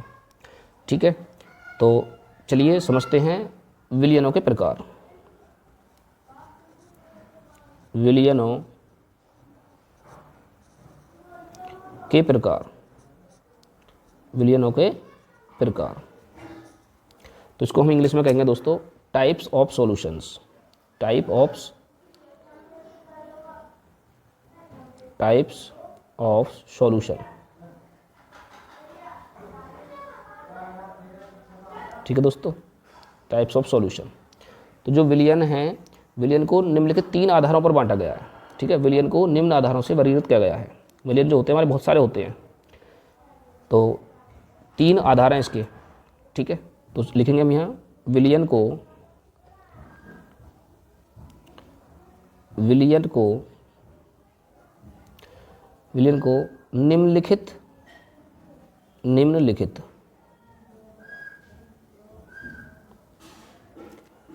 को निम्नलिखित 3 आधारों पर,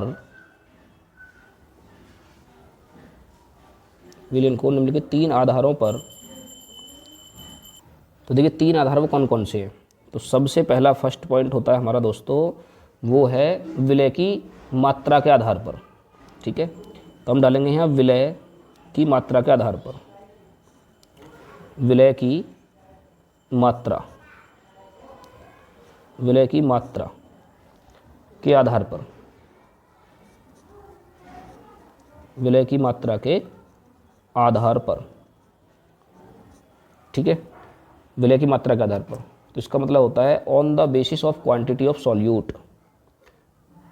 ऑन द बेसिस, किसके बेस पर?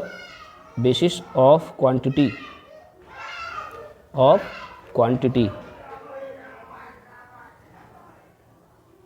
द क्वांटिटी ऑफ किसके? Solute, of the solute. ठीक है दोस्तों, उसके बाद सेकंड जो नंबर होता है हमारा, जो वर्गीकृत करा गया है, वो करा गया है दूसरे आधार पर। वो है विलायक की भौतिक अवस्था के आधार पर। किस पर? विलायक की भौतिक अवस्था के आधार पर। विलायक की भौतिक अवस्था के आधार पर, भौतिक अवस्था के आधार पर, भौतिक अवस्था के आधार पर। ठीक है दोस्तों, के आधार पर। तो इसका जो मतलब होता है, इसका मतलब हो गया on the basis of physical state of solute, solvent, solute है विलायक है तो सॉल्वेंट हो जाएगा। ठीक है, तो हम कहेंगे ऑन द बेसिस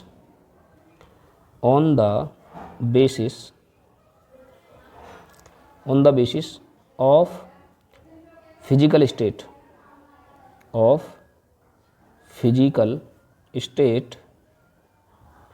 ऑफ किसके? Solute, solvent. ठीक है दोस्तों, सॉल्वेंट पे। तो चलिए अब हम समझते हैं पॉइंट नंबर 3 को, सी पॉइंट। सी पॉइंट क्या है? वो है विलायक और विलय की भौतिक अवस्था के आधार पर। ठीक है, पहले विलायक की भौतिक अवस्था थी, अब की बार विलायक और विलय, विलायक और विलय, विलायक और विलय की भौतिक अवस्था, भौतिक अवस्था के आधार पर।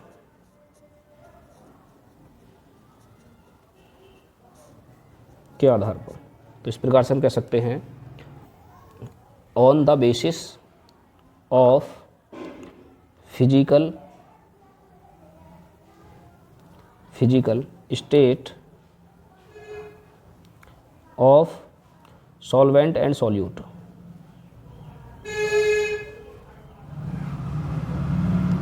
And solute. ठीक है दोस्तों, तो इस प्रकार से 3 आधारों से हम विलयन के प्रकार को पढ़ेंगे हम। तो चलिए शुरू करते हैं आगे।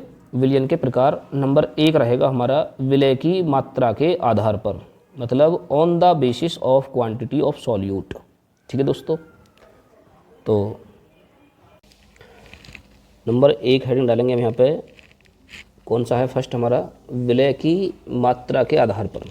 ठीक है, विलय की मात्रा के आधार पर विलयन के प्रकार हम समझते हैं। तो दोस्तों चलिए हेडिंग डालते लेते हैं हम यहाँ, विलय की मात्रा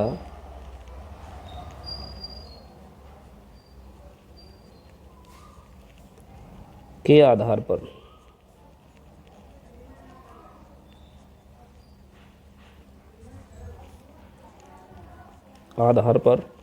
विलयन के प्रकार। ठीक है, तो हम इसको लिखेंगे इंग्लिश में, ऑन द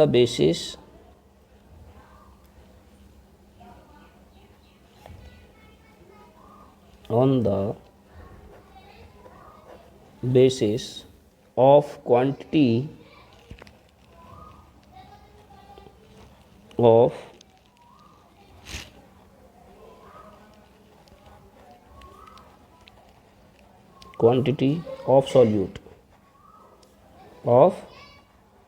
सॉल्यूट ठीक है दोस्तों, तो विलय की मात्रा के आधार पर विलयन के प्रकार। तो देखिए दोस्तों, विलय की मात्रा के आधार पर जो विलयन होंगे निम्न प्रकार के होते हैं। ठीक है, तो हम यहाँ लिख देंगे इसके आगे, विलय की मात्रा के आधार पर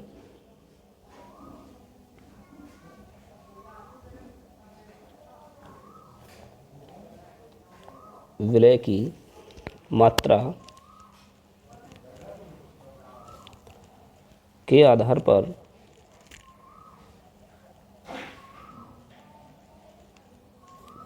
पर विलयन निम्न प्रकार के होते हैं। आधार पर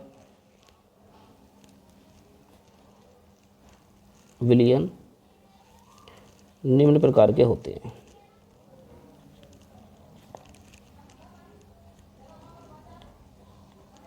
निम्न प्रकार के होते हैं।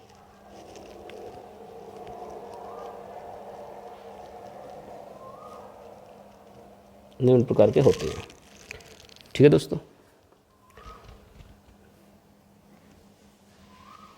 तो चलिए आगे समझते हैं। अब हमारे सबसे फर्स्ट कौन सा आता है इसके अंदर। तो दोस्तों सबसे पहला आएगा, नंबर फर्स्ट है, जिसका नाम है तनु विलयन। क्या कहते हैं इसको? सबसे पहले को तनु विलयन। तनु विलयन, ठीक है। तनु विलयन को इंग्लिश में हम क्या कहेंगे? Dilute solution. क्या कहेंगे? Dilute solution.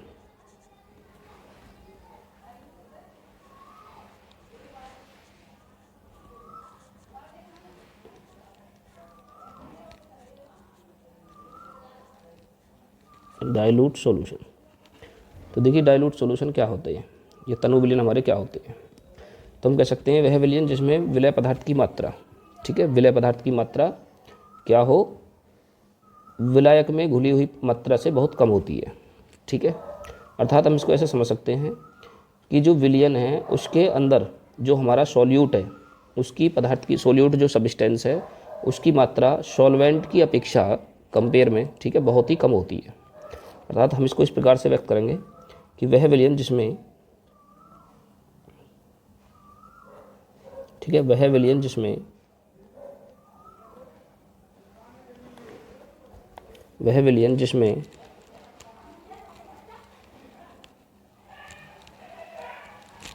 जिसमें विलय पदार्थ की मात्रा, विलय पदार्थ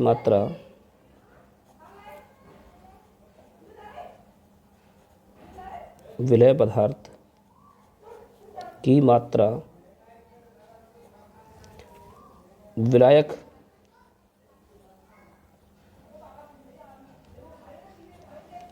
की अपेक्षा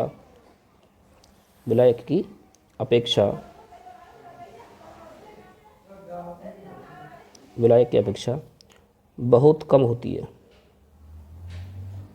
बहुत कम होती है, बहुत कम होती है,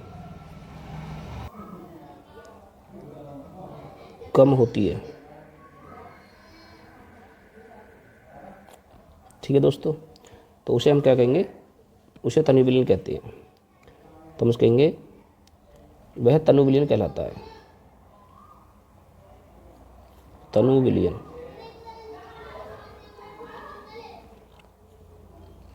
ठीक है, तनु विलीन कहलाता है।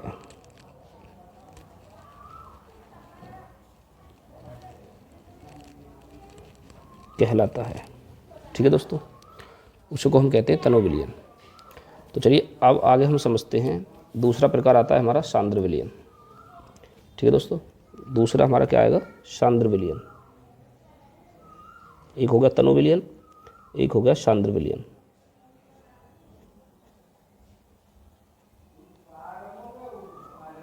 सांद्र विलयन, सांद्र विलयन को इंग्लिश में हम कहते हैं कंसंट्रेटेड सॉल्यूशन।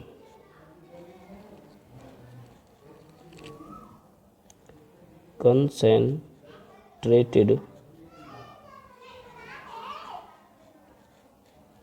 सॉल्यूशन।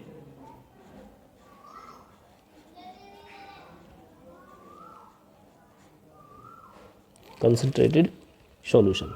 ठीक है दोस्तों, तो चलिए सांद्र विलयन क्या है, हम स्टार्टिंग करेंगे हैं सांद्र विलयन के बारे में समझते हैं।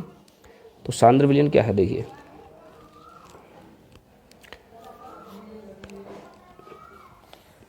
तो ये उसका उल्टा हो जाएगा।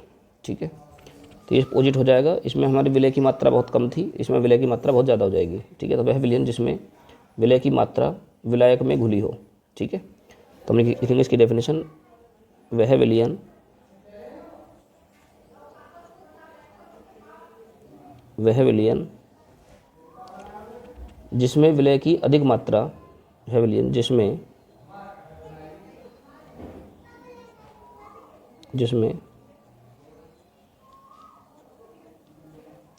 विलय पदार्थ की, ठीक है, विलय पदार्थ की अधिक मात्रा, विलय पदार्थ की अधिक मात्रा किसमें घुली हो, विलायक में घुली हो। ठीक है, किसमें अधिक मात्रा, विलायक में घुली हो, विलायक में घुली हो।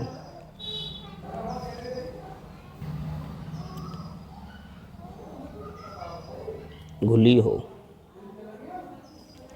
तो उसे तनु विलयन कहते हैं। ठीक है, घुली हो तो हमारा क्या कहलाएगा, सांद्र विलयन कहलाता है। सांद्र विलयन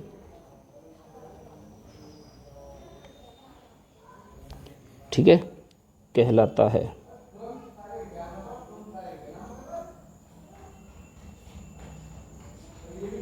कहलाता है।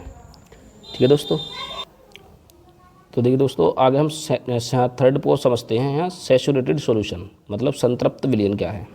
ठीक है, और संतृप्त विलयन ये हमारा मोस्ट इंपॉर्टेंट है, क्वेश्चन पेपर में आता है, संतृप्त असंतृप्त विलयन किसे कहते हैं। तो देखिए इसमें क्या है कि कोई हमारे निश्चित ताप पर है। ठीक है, हम कोई विलय की मात्रा घोल देते हैं 100 ग्राम विलायक में। अब उसके बाद जब हम कोई निश्चित ताप पर यदि हम उसमें और मात्रा घोलते हैं तो वो घुलेगी नहीं। ठीक है, और जब वो मात्रा ना घुल सकती हो तो उसी को हम क्या कहेंगे, संतृप्त विलयन कहेंगे। ठीक है, तो चलिए इसको हम परिभाषित करते हैं। देखो पेपर में आता है तो क्वेश्चन किस प्रकार से आपको इसकी परिभाषा लिखनी है। तो हम लिखेंगे किसी विलय पदार्थ की वह अधिकतम मात्रा, क्या लिखेंगे, किसी विलय पदार्थ की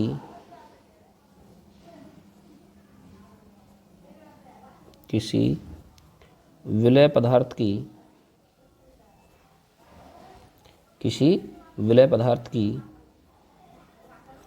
वह अधिकतम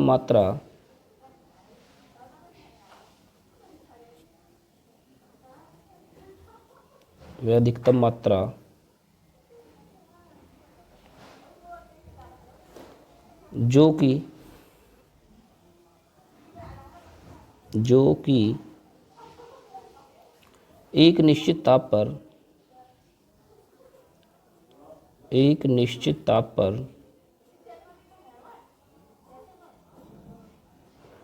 जो कि एक निश्चित ताप पर 100 ग्राम विलायक में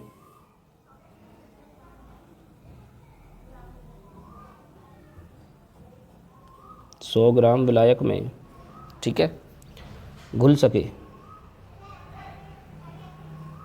विलायक में घुल सके। जो विलायक में घुल सके तो उसे हम विलय पदार्थ की विलेयता कहते हैं। घुल सके तो उसे विलय पदार्थ की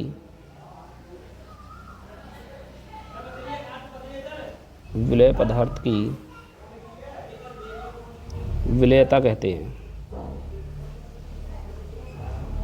सॉल्युबिलिटी कहते हैं, मतलब विलेयता कहते हैं।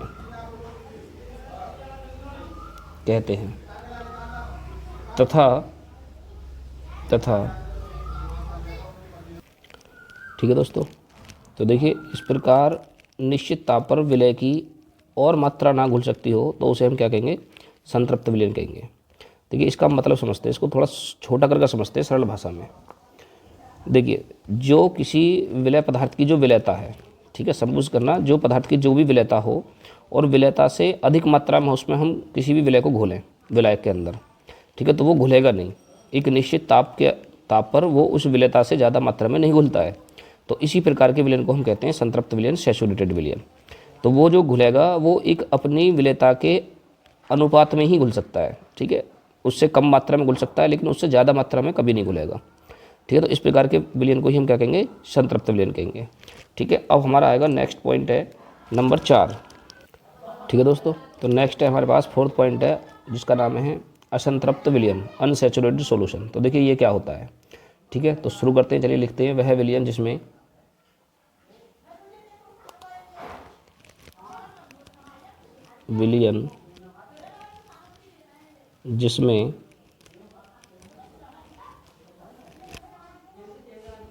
विलय की मात्रा,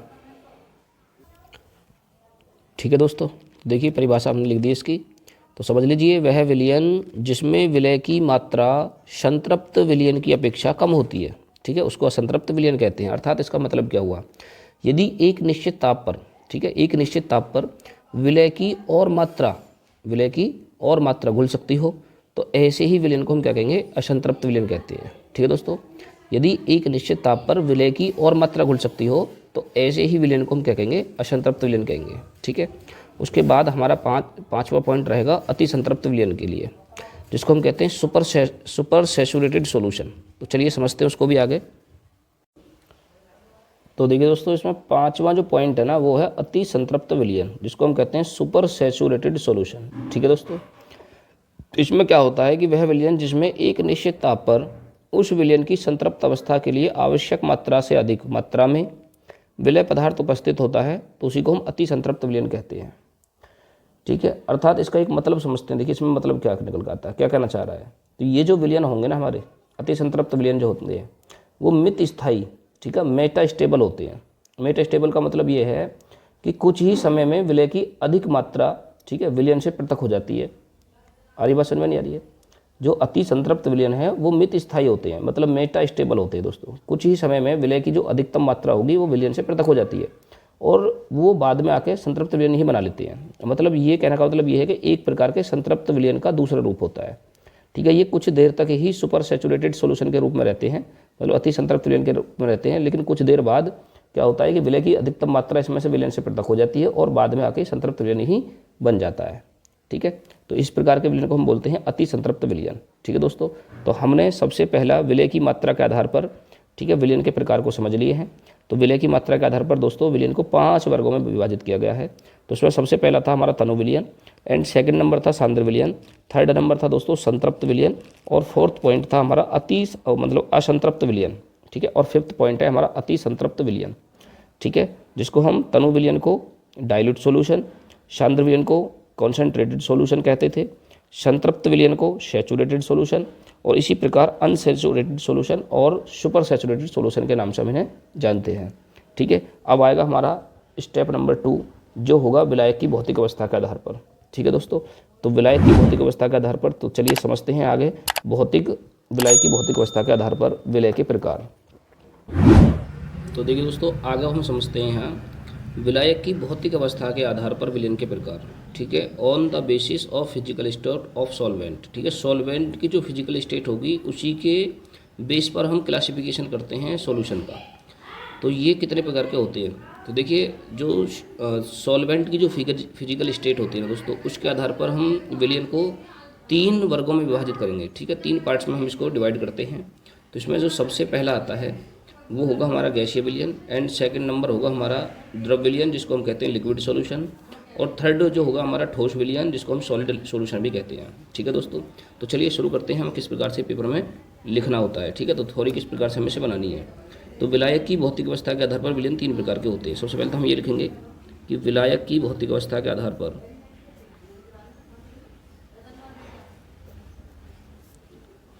विलायक की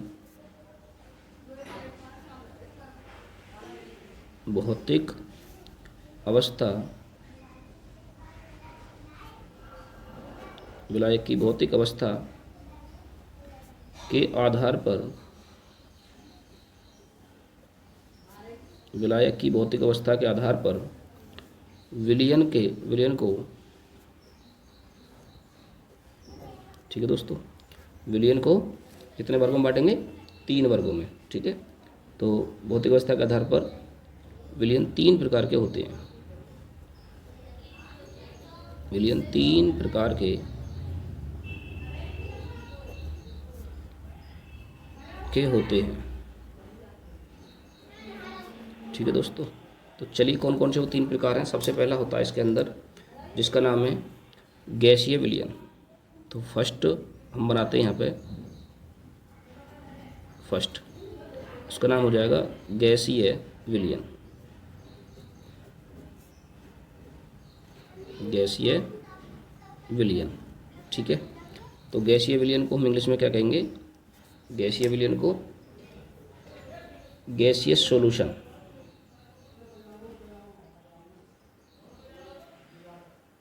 गैसियस सॉल्यूशन।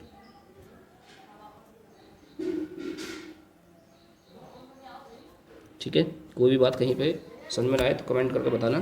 ठीक है दोस्तों, और यदि वीडियो आपको अच्छी लग रही हो, वीडियो में कुछ सीखने को मिल रहा हो, तो वीडियो को भी लाइक करते चलना। ठीक है, दोस्तों के साथ भी शेयर कर देना। और देखिए दोस्तों, हम अपनी इस वीडियो के माध्यम से बिल्कुल आपको यूट्यूब पर ऐसा कंटेंट देंगे जहाँ पर ऐसा कंटेंट आपको नहीं मिलेगा। ठीक है, तो एक तरफ से हम सभी क्वेश्चनों को कवर करेंगे, एक छोटे से छोटे क्वेश्चन को भी हम इस वीडियो में लेकर आएंगे आपके सामने। ठीक है दोस्तों, जिससे हमारे बोर्ड एग्जाम में 70 में से पूरे 70 नंबर हमारे होने चाहिए। ठीक है, थ्योरी में हमारा जो टारगेट रहेगा वो 100/100 का रहेगा। ठीक है दोस्तों, जो इस वर्ष का जो एग्ज़ाम रिजल्ट आया था हमारा यूपी बोर्ड 2023-24 का दोस्तों, उसमें हमारा जो हाईएस्ट स्कोर रहा था 98 का रहा था बच्चों का।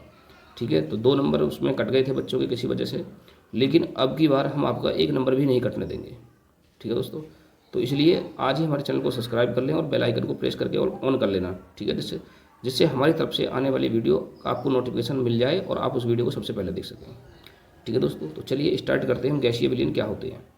ठीक है, तो गैसीय विलयन देखिए क्या है, तो हम लिखेंगे जब 2 या 2 से अधिक, ठीक है, गैसों को एक साथ मिला देते हैं तो इस प्रकार बनने वाले विलयन को गैसीय विलयन कहते हैं। मतलब उसमें विलय भी और विलायक भी सभी हमारे क्या होंगे, गैसीय होंगे। ठीक है, तो हम लिख सकते हैं कि जब 2 या 2 से अधिक, जब 2 या 2 से अधिक, 2 या 2 से अधिक, जब 2 या 2 से अधिक गैसें मिश्रित की जाती हैं, 2 या 2 से अधिक गैसें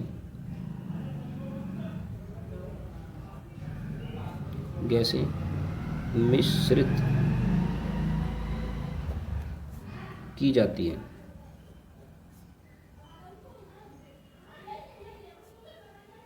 मिश्रित की जाती हैं, तो इस प्रकार बने विलयन को तो इस प्रकार बने विलयन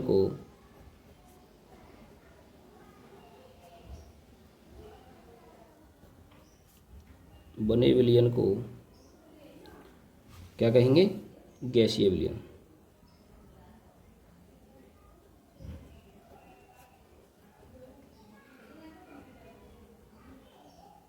गैसीय विलयन कहते हैं।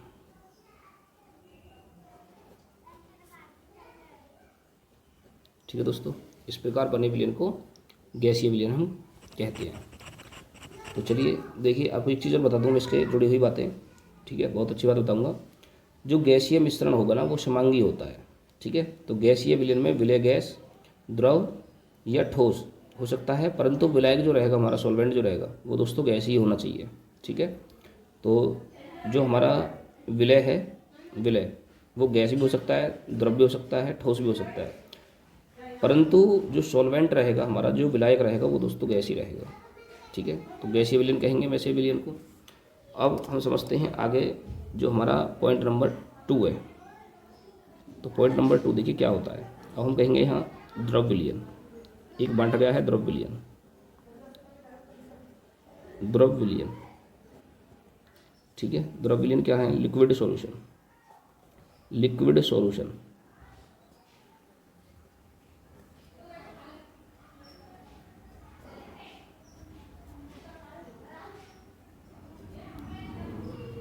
Liquid solution. देखिए दोस्तों, द्रव विलयन क्या है? Liquid solution. तो इसमें क्या है, जब किसी गैस, द्रव या ठोस को, ठीक है, द्रव में घोला जाता है तो इस प्रकार बने विलयन को द्रव विलयन कहते हैं। तो देखो इसमें क्या होगा, तो दोस्तों इसमें क्या है कि जो हमारा विलय है ना, विलय वो हमारा गैस भी हो सकता है, ठोस भी हो सकता है और द्रव भी हो सकता है, परंतु जो हमारा सॉल्वेंट, जो विलायक रहेगा जिसमें हम इस चीज़ों को घोलेंगे वो हमारा द्रव ही होना चाहिए, तभी तो हमारा द्रव विलयन बनेगा। ठीक है, और जो ठोस विलयन होगा उसमें ठोस रहेगा विलायक, जो गैसीय विलयन होगा उसमें विलायक हमारा गैस ही रहेगा।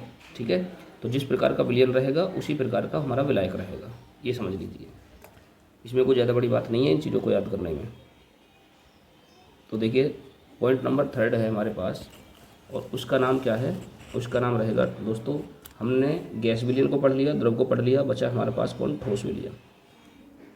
तो ठोस बचेगा, तो ये हो जाएगा हमारा 3rd, ठोस विलयन। ठोस विलयन, solid solution. Solid solution,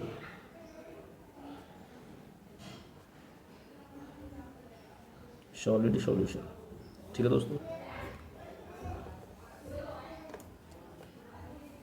solid solution. तो देखिए क्या होता है हमारा ठोस विलयन। तो हम कह सकते हैं इसमें जब कोई गैस, द्रव या ठोस, ठीक है, को परिक्षिप्त मात्रा में घोलते हैं, ठीक है, तो वही हमारा क्या कहलाएगा? ठोस विलयन कहलाएगा। अर्थात इसका मतलब ये हो गया कि विलयन में विलायक तो ठोस होता है। ठीक है, इस प्रकार के विलयन में विलायक तो ठोस होता है, जबकि विलय, जो विलय पदार्थ होगा, ठीक है, वो गैस, द्रव या ठोस कुछ भी हो सकता है। ठीक है, तो इसकी दोस्तों डेफिनेशन आपके लिए छोड़ रहा हूँ मैं। छोड़ूँ या नहीं छोड़ूँ बताइए कमेंट करके। चलो मैं लिखवा देता हूँ। ठीक है, तो हम लिख देंगे यहाँ कि जब किसी विलायक में, ठीक है, जो ठोस पदार्थ हो, चलो उसको थोड़ा सरल लगा लिखते हैं। तो लिखिए विलयन में, विलयन में, जब विलयन में, ठीक है, विलायक तो ठोस होता है, तो यहाँ जब शब्द और लगा दो। जब विलयन में कौन हो? विलायक, विलायक, विलायक, ठीक है, तो ठोस होता है,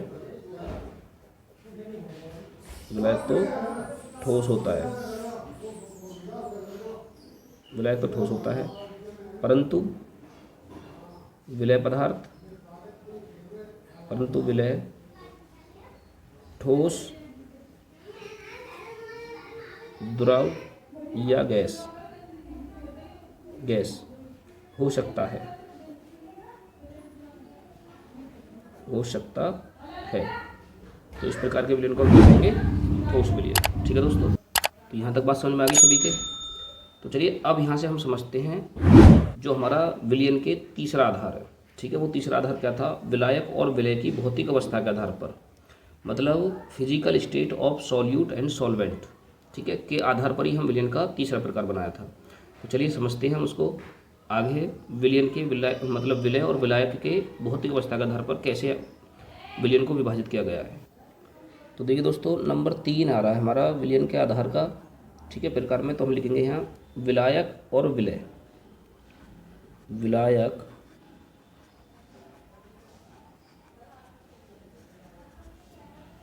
और विलय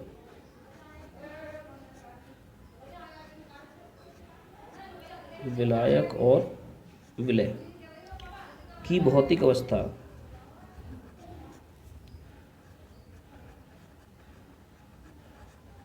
विलय की भौतिक अवस्था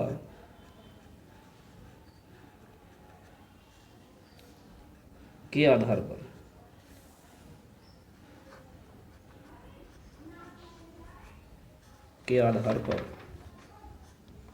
ठीक है दोस्तों, विलयन के प्रकार। तो हम इसको इंग्लिश में कह सकते हैं based on the physical state of on the basis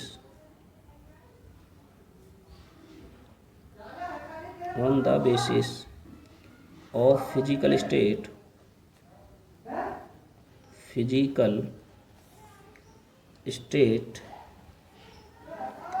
of solute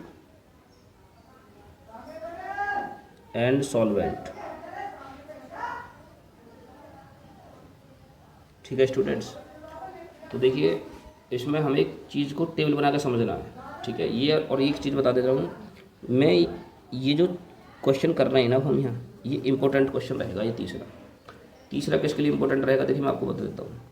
यदि आप कोई नीट का एग्ज़ाम देते हैं, ठीक है दोस्तों, कोई नीट का एग्ज़ाम देते हैं, कोई CPMT जो सेंट्रल प्री मेडिकल टेस्ट होता है हमारा, CPMT कहते हैं जिसको, CPMT, या एक होता है AIPMT, ठीक है, AIPMT all India pre medical test, या कोई JEE मेंस या IIT JEE जो भी आप एग्ज़ाम देते हो, ठीक है दोस्तों, तो वो उसके लिए सभी के लिए ये जो हमारा टाइप्स रहेगा यहाँ, ये इसका बहुत ही इंपॉर्टेंट रहेगा।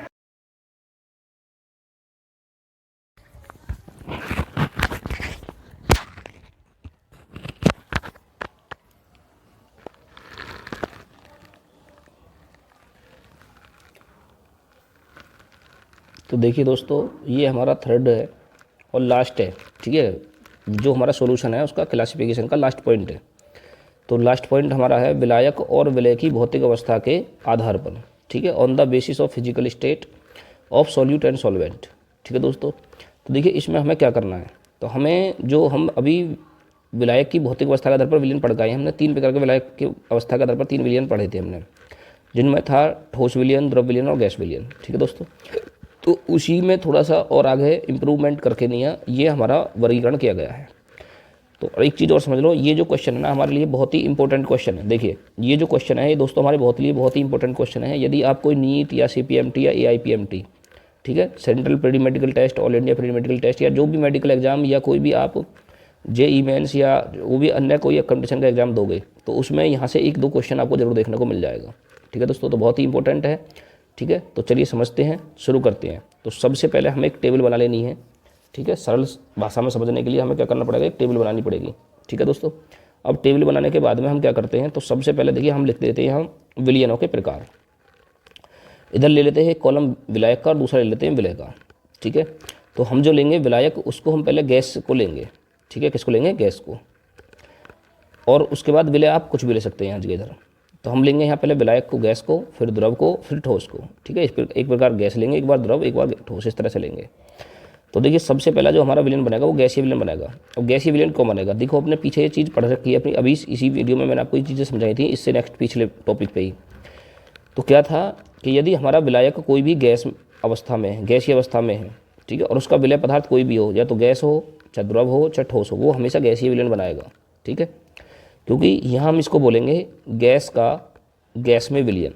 ठीक है, जो विलयन के इसके आधार पर हैं, ये विलयन 9 प्रकार के विलयन बनेंगे हमारे यहाँ। ठीक है, 9 प्रकार के। तो 3 इसमें हो जाएंगे, 3 इसमें हो जाएंगे और 3 इसमें हो जाएंगे दोस्तों, ठीक है। तो इस प्रकार से हमारे टोटल 9 प्रकार के विलयन प्राप्त होते हैं। तो इसको हम कहेंगे यहाँ गैस का गैस में विलयन। तो देखिए गैस का गैस में विलयन क्या होता है, ठीक है दोस्तों, गैस का गैस में विलयन क्या होता है। तो देखिए इस प्रकार के विलयन के हम कुछ उदाहरण समझते हैं, जैसे N2 और O2 का मिश्रण, ठीक है। जैसे वायु होती है वायु, तो उसमें क्या होता है, उसमें N2 व O2 का मिश्रण होता है। क्या होता है, N2 व O2 का मिश्रण होता है दोस्तों, ठीक है। और इस प्रकार के एग्जाम्पल को हम क्या कहेंगे, O2, तो इसको हम क्या कहेंगे, वायु कहेंगे दोस्तों। क्या कहेंगे हम इसको, वायु, ठीक है। तो जो हमारी वायु होती है वो गैस का गैस में विलयन होता है, मतलब गैसीय मिश्रण होता है वो, ठीक है। क्योंकि वायु के अंदर, एयर के अंदर जो भी मिश्रित मिली हुई चीज़ें हैं वो सब हमारी क्या हैं, गैसें हैं, ठीक है। और इस प्रकार से जो मिश्रण बनेगा वो गैसीय मिश्रण ही बनेगा। अब हम लेते हैं यहाँ द्रव का गैस में विलयन, ठीक है दोस्तों, द्रव का गैस में विलयन। तो इस प्रकार से हम कह सकते हैं जो क्लोरोफॉर्म की वाष्प होती है, क्लोरोफॉर्म की वाष्प, ठीक है। तो क्लोरोफॉर्म की वाष्प, सूत्र क्या होता है क्लोरोफॉर्म का, जल्दी से कमेंट करके बताओ।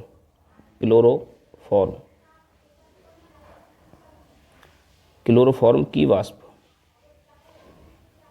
क्लोरोफॉर्म की वाष्प, और प्लस इसमें हम क्या मिला दें, क्लोरोफॉर्म की वाष्प में N2 का मिश्रण, मतलब N2 मिला दें, प्लस N2 का मिश्रण, ये इसका उदाहरण बन जाएगा, ठीक है दोस्तों। इसी प्रकार से और भी हम ले सकते हैं यहाँ जल वाष्प का वायु में मिश्रण। जो वायु होती है, हवा होती है, उसके अंदर वाष्प पाई जाती है पानी की, तो पानी का वाष्पीकरण होगा, वो भी इसके अंतर्गत आ जाएगा यहाँ, ठीक है। आप लिख सकते हो यहाँ आगे जल वाष्प का वायु में मिश्रण, ठीक है दोस्तों। तो अब हम समझते हैं थर्ड पॉइंट को, ठोस का गैस में विलयन, जो ये भी हमारा गैसीय विलयन ही बनाता है, ठीक है। तो इस प्रकार से जो ठोस का गैस में विलयन होगा वो कौन से होते हैं, देखिए जो आयोडीन होती है ना, आयोडीन, तो आयोडीन का जो वायु में मिश्रण होता है वो ठोस का गैस में विलयन ही होता है। या आप कह सकते हैं कि ऊर्ध्वपातन, ठीक है, ठोस गैस में ऊर्ध्वपातन, धुएं या धूल के कण वायु में कॉपर का N2 में विलयन, इस तरह से। तो हम लिख सकते हैं यहाँ कपूर का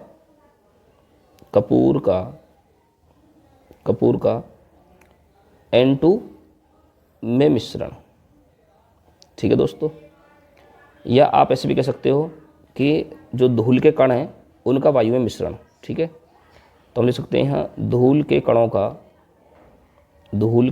का वायु में मिश्रण, धूल के कण प्लस वायु, धूल के कण प्लस वायु, ये हमारा क्या बन जाएगा, ये हमारा गैसीय विलयन का एग्जाम्पल बन जाएगा। तो देखिए दोस्तों टेबल बना के हमने कंप्लीट कर ली है, ठीक है, ताकि वीडियो कुछ ज़्यादा लंबी होती जा रही थी। तो चलिए ये देखिए, तो यहाँ पे समझ लीजिए, ठीक है दोस्तों। तो ये मैंने आपको 3 तो बता ही दिए हैं भाई, एक तो गैस का गैस में विलयन, द्रव का गैस में विलयन, ठोस का गैस में विलयन, ठीक है दोस्तों। एग्जाम्पल हमने लिख दिए हैं, कपूर का नाइट्रोजन में मिश्रण व धूल के कणों का वायु में मिश्रण। इसी प्रकार से हमारा है गैस का द्रव में विलयन, द्रव का द्रव में विलयन, ठोस का द्रव में विलयन, ठीक है दोस्तों। ये सब हमारे कैसे बनाएंगे, द्रव विलयन बनाएंगे, क्योंकि इसमें विलायक जो है वो द्रव की अवस्था में है। तो जैसे कि सोडा वाटर है, ठीक है, सोडा वाटर आपने देखा होगा, सोडा वाटर के अंदर क्या होता है, CO2 जो गैस होती है वो पानी के अंदर घुली हुई होती है, ठीक है, और जल में घुली हुई O2 गैस, ये सब हमारे क्या कहलाएंगे, गैस का द्रव में विलयन बनाएंगे। एल्कोहल का जल में विलयन, ठीक है दोस्तों, ये जो एल्कोहल होती है ये भी द्रव है और जो जल है ये भी द्रव है, ठीक है। तो दोनों का द्रव होता है और इस प्रकार के मिश्रण को हम बोलते हैं द्रव का द्रव में विलयन, ठीक है। तो ये भी हमारा द्रव विलयन ही बनाते हैं। उसके बाद है ठोस का द्रव में विलयन, ठोस का द्रव में विलयन, तो जो शर्करा है, शर्करा और नमक आदि का जल में विलयन। देखिए शर्करा भी हमारी ठोस होती है, नमक भी हमारा ठोस होता है, ठीक है। आदि को हम जल में बोल देते हैं, जल जो है वो हमारा द्रव होता है। तो इस प्रकार से बने विलयन को हम क्या कहेंगे, ठोस को द्रव में विलयन। और लास्ट होता है हमारा गैस का ठोस में विलयन, द्रव का ठोस में विलयन दोस्तों, और ठोस का ठोस में विलयन, ठीक है। तो इसके एग्जाम्पल यहाँ सब लिखे हुए हैं, देखिए अमलगम लिखा हुआ है यहाँ पे, द्रव है और ठोस है, ठीक है। तो इसमें एक तो हमारा जो विलय होगा वो तो होगा हमारा यहाँ द्रव अवस्था में, और जो विलायक होगा वो दोस्तों ठोस अवस्था में होगा। जो अमलगम होता है इसके अंदर क्या है, अमलगम के अंदर तो इसमें Hg द्रव जो पारा होता है वो द्रव अवस्था में होगा, और जो सोडियम होता है, ठीक है, अमलगम के अंदर जो मिली हुई चीज़ें होती है, एक तो Hg और एक Na होता है, ठीक है। Hg जो है वो पारा बोलते हैं जिसको, वो द्रव अवस्था में पाया जाएगा, और उसके साथ ही सोडियम जो होगा वो ठोस अवस्था में पाया जाएगा, ठीक है। इस प्रकार से अमलगम का जो मिश्रण होगा वो हमारा क्या होगा, द्रव का ठोस में विलयन। पारे का सोने का मिश्रण, पानी व सोने का मिश्रण जो होगा दोस्तों वो भी हमारा क्या होगा, द्रव का ठोस में विलयन, क्योंकि पारा जो है यहाँ वो द्रव है और जो सोना है वो ठोस है। ठीक है, ठोस का ठोस में विलयन, तो तांबा और सोने का मिश्रण, ठीक है, या पीतल का मिश्रण, जो पीतल होता है, तो पीतल भी हमारा क्या है, तो पीतल जो होगा हमारा तांबा और जिंक दोनों का मिश्रण होता है, ठीक है। ये मैंने आपको सबसे फर्स्ट उसमें स्टेप में मैंने ये चीज़ आपको बताई थी वहाँ, ठीक है दोस्तों। तो चलिए अब ये यहाँ तक होने के बाद में आप एक चीज़ और समझ लीजिए, उसके बाद ये वीडियो हमारी यहाँ पर लास्ट होगी, ठीक है। हमें इस वीडियो के अंदर हमें इन 4 टॉपिकों को ही समझना था। सबसे पहले हमने इंट्रोडक्शन के बारे में समझा, ठीक है। इंट्रोडक्शन समझने के बाद में, परिचय करने के बाद में, हमने विलयन की परिभाषा, विलय की परिभाषा और विलायक की परिभाषा और उसके एग्जाम्पल हमने समझे। उसके बाद हमने यहाँ समझा जो समांगी विषमांगी मिश्रण होते हैं वो क्या होते हैं, और विलयन के गुणों के बारे में पढ़ा। उसके बाद हमने जो पढ़ा है यहाँ विलयन के प्रकार, ठीक है, जो अब हमारे लास्ट हुए हैं यहाँ पे विलयन के सभी प्रकार हमने कर लिए हैं कवर। उसके बाद मैं आपको एक चीज़ और बता रहा हूँ, बहुत ही अच्छी बातें बता रहा हूँ, नोट में डालेंगे हम इसको, ठीक है दोस्तों। कभी कभी हमारा ऑब्जेक्टिव टाइप में क्वेश्चन बन जाता है। एक होता है हमारा जलीय विलयन, ठीक है दोस्तों, जलीय विलयन, एक्वस सॉल्यूशन कहते हैं जिसको, जलीय विलयन। जाते जाते इस चीज़ को और नोट कर लेना अपनी नोटबुक में, जलीय विलयन, ठीक है दोस्तों। और जब तक आप नोट अपने हाथ से खुद से हैंड राइटिंग में अपने नोट्स तैयार नहीं करेंगे, ठीक है, तब तक आपको इसका अच्छा रिजल्ट नहीं मिलेगा। एक्वस सॉल्यूशन,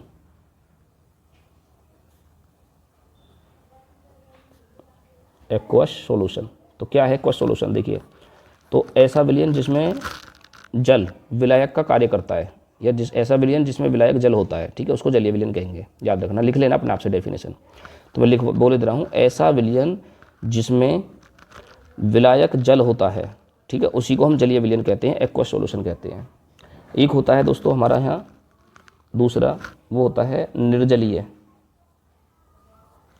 निर्जलीय विलयन, निर्जलीय विलयन,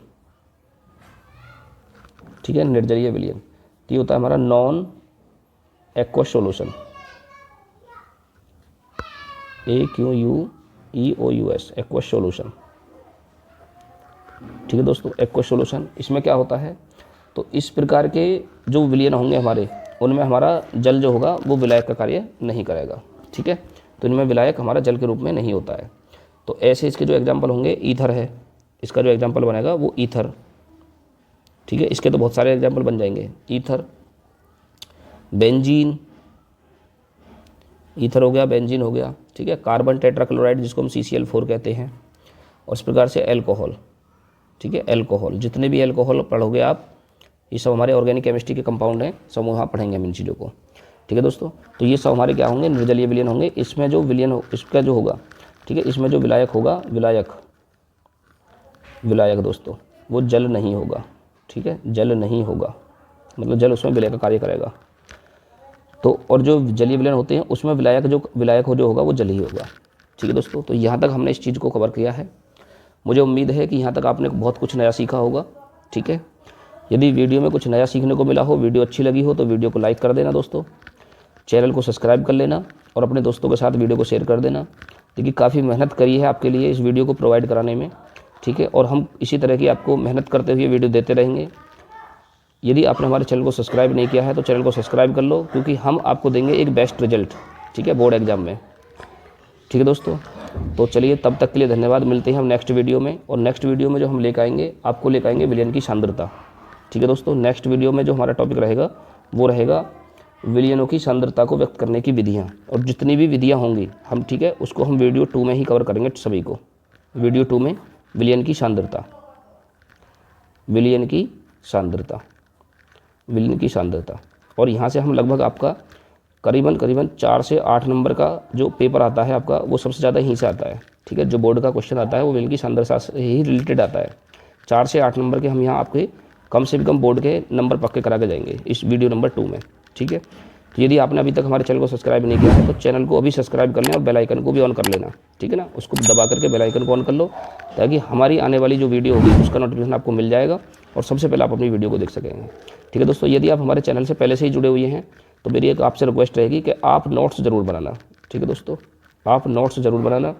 नोट्स बनाने से ये होगा कि जब हम बोर्ड एग्ज़ाम के पास आते हैं लगभग नवंबर, दिसंबर, जनवरी के तकरीबन, तो हम वहाँ आपको बहुत ही मोस्ट इंपॉर्टेंट क्वेश्चनों की टेस्ट सीरीज देंगे, ठीक है। यदि आपने नोट्स बना रखे होंगे तो वो क्वेश्चन और टेस्ट सीरीज आपके बहुत ही अच्छी तरह से समझ में आएंगी, अन्यथा आपको बड़ी दिक्कतें हो जाएंगी समझने के लिए, ठीक है दोस्तों। तो वीडियो को ज़्यादा लंबी नहीं करते हुए वीडियो को ही समापन करते हैं। ठीक है दोस्तों, तो मिलते हैं नेक्स्ट वीडियो में। तब तक के लिए धन्यवाद। Thanks for watching this video.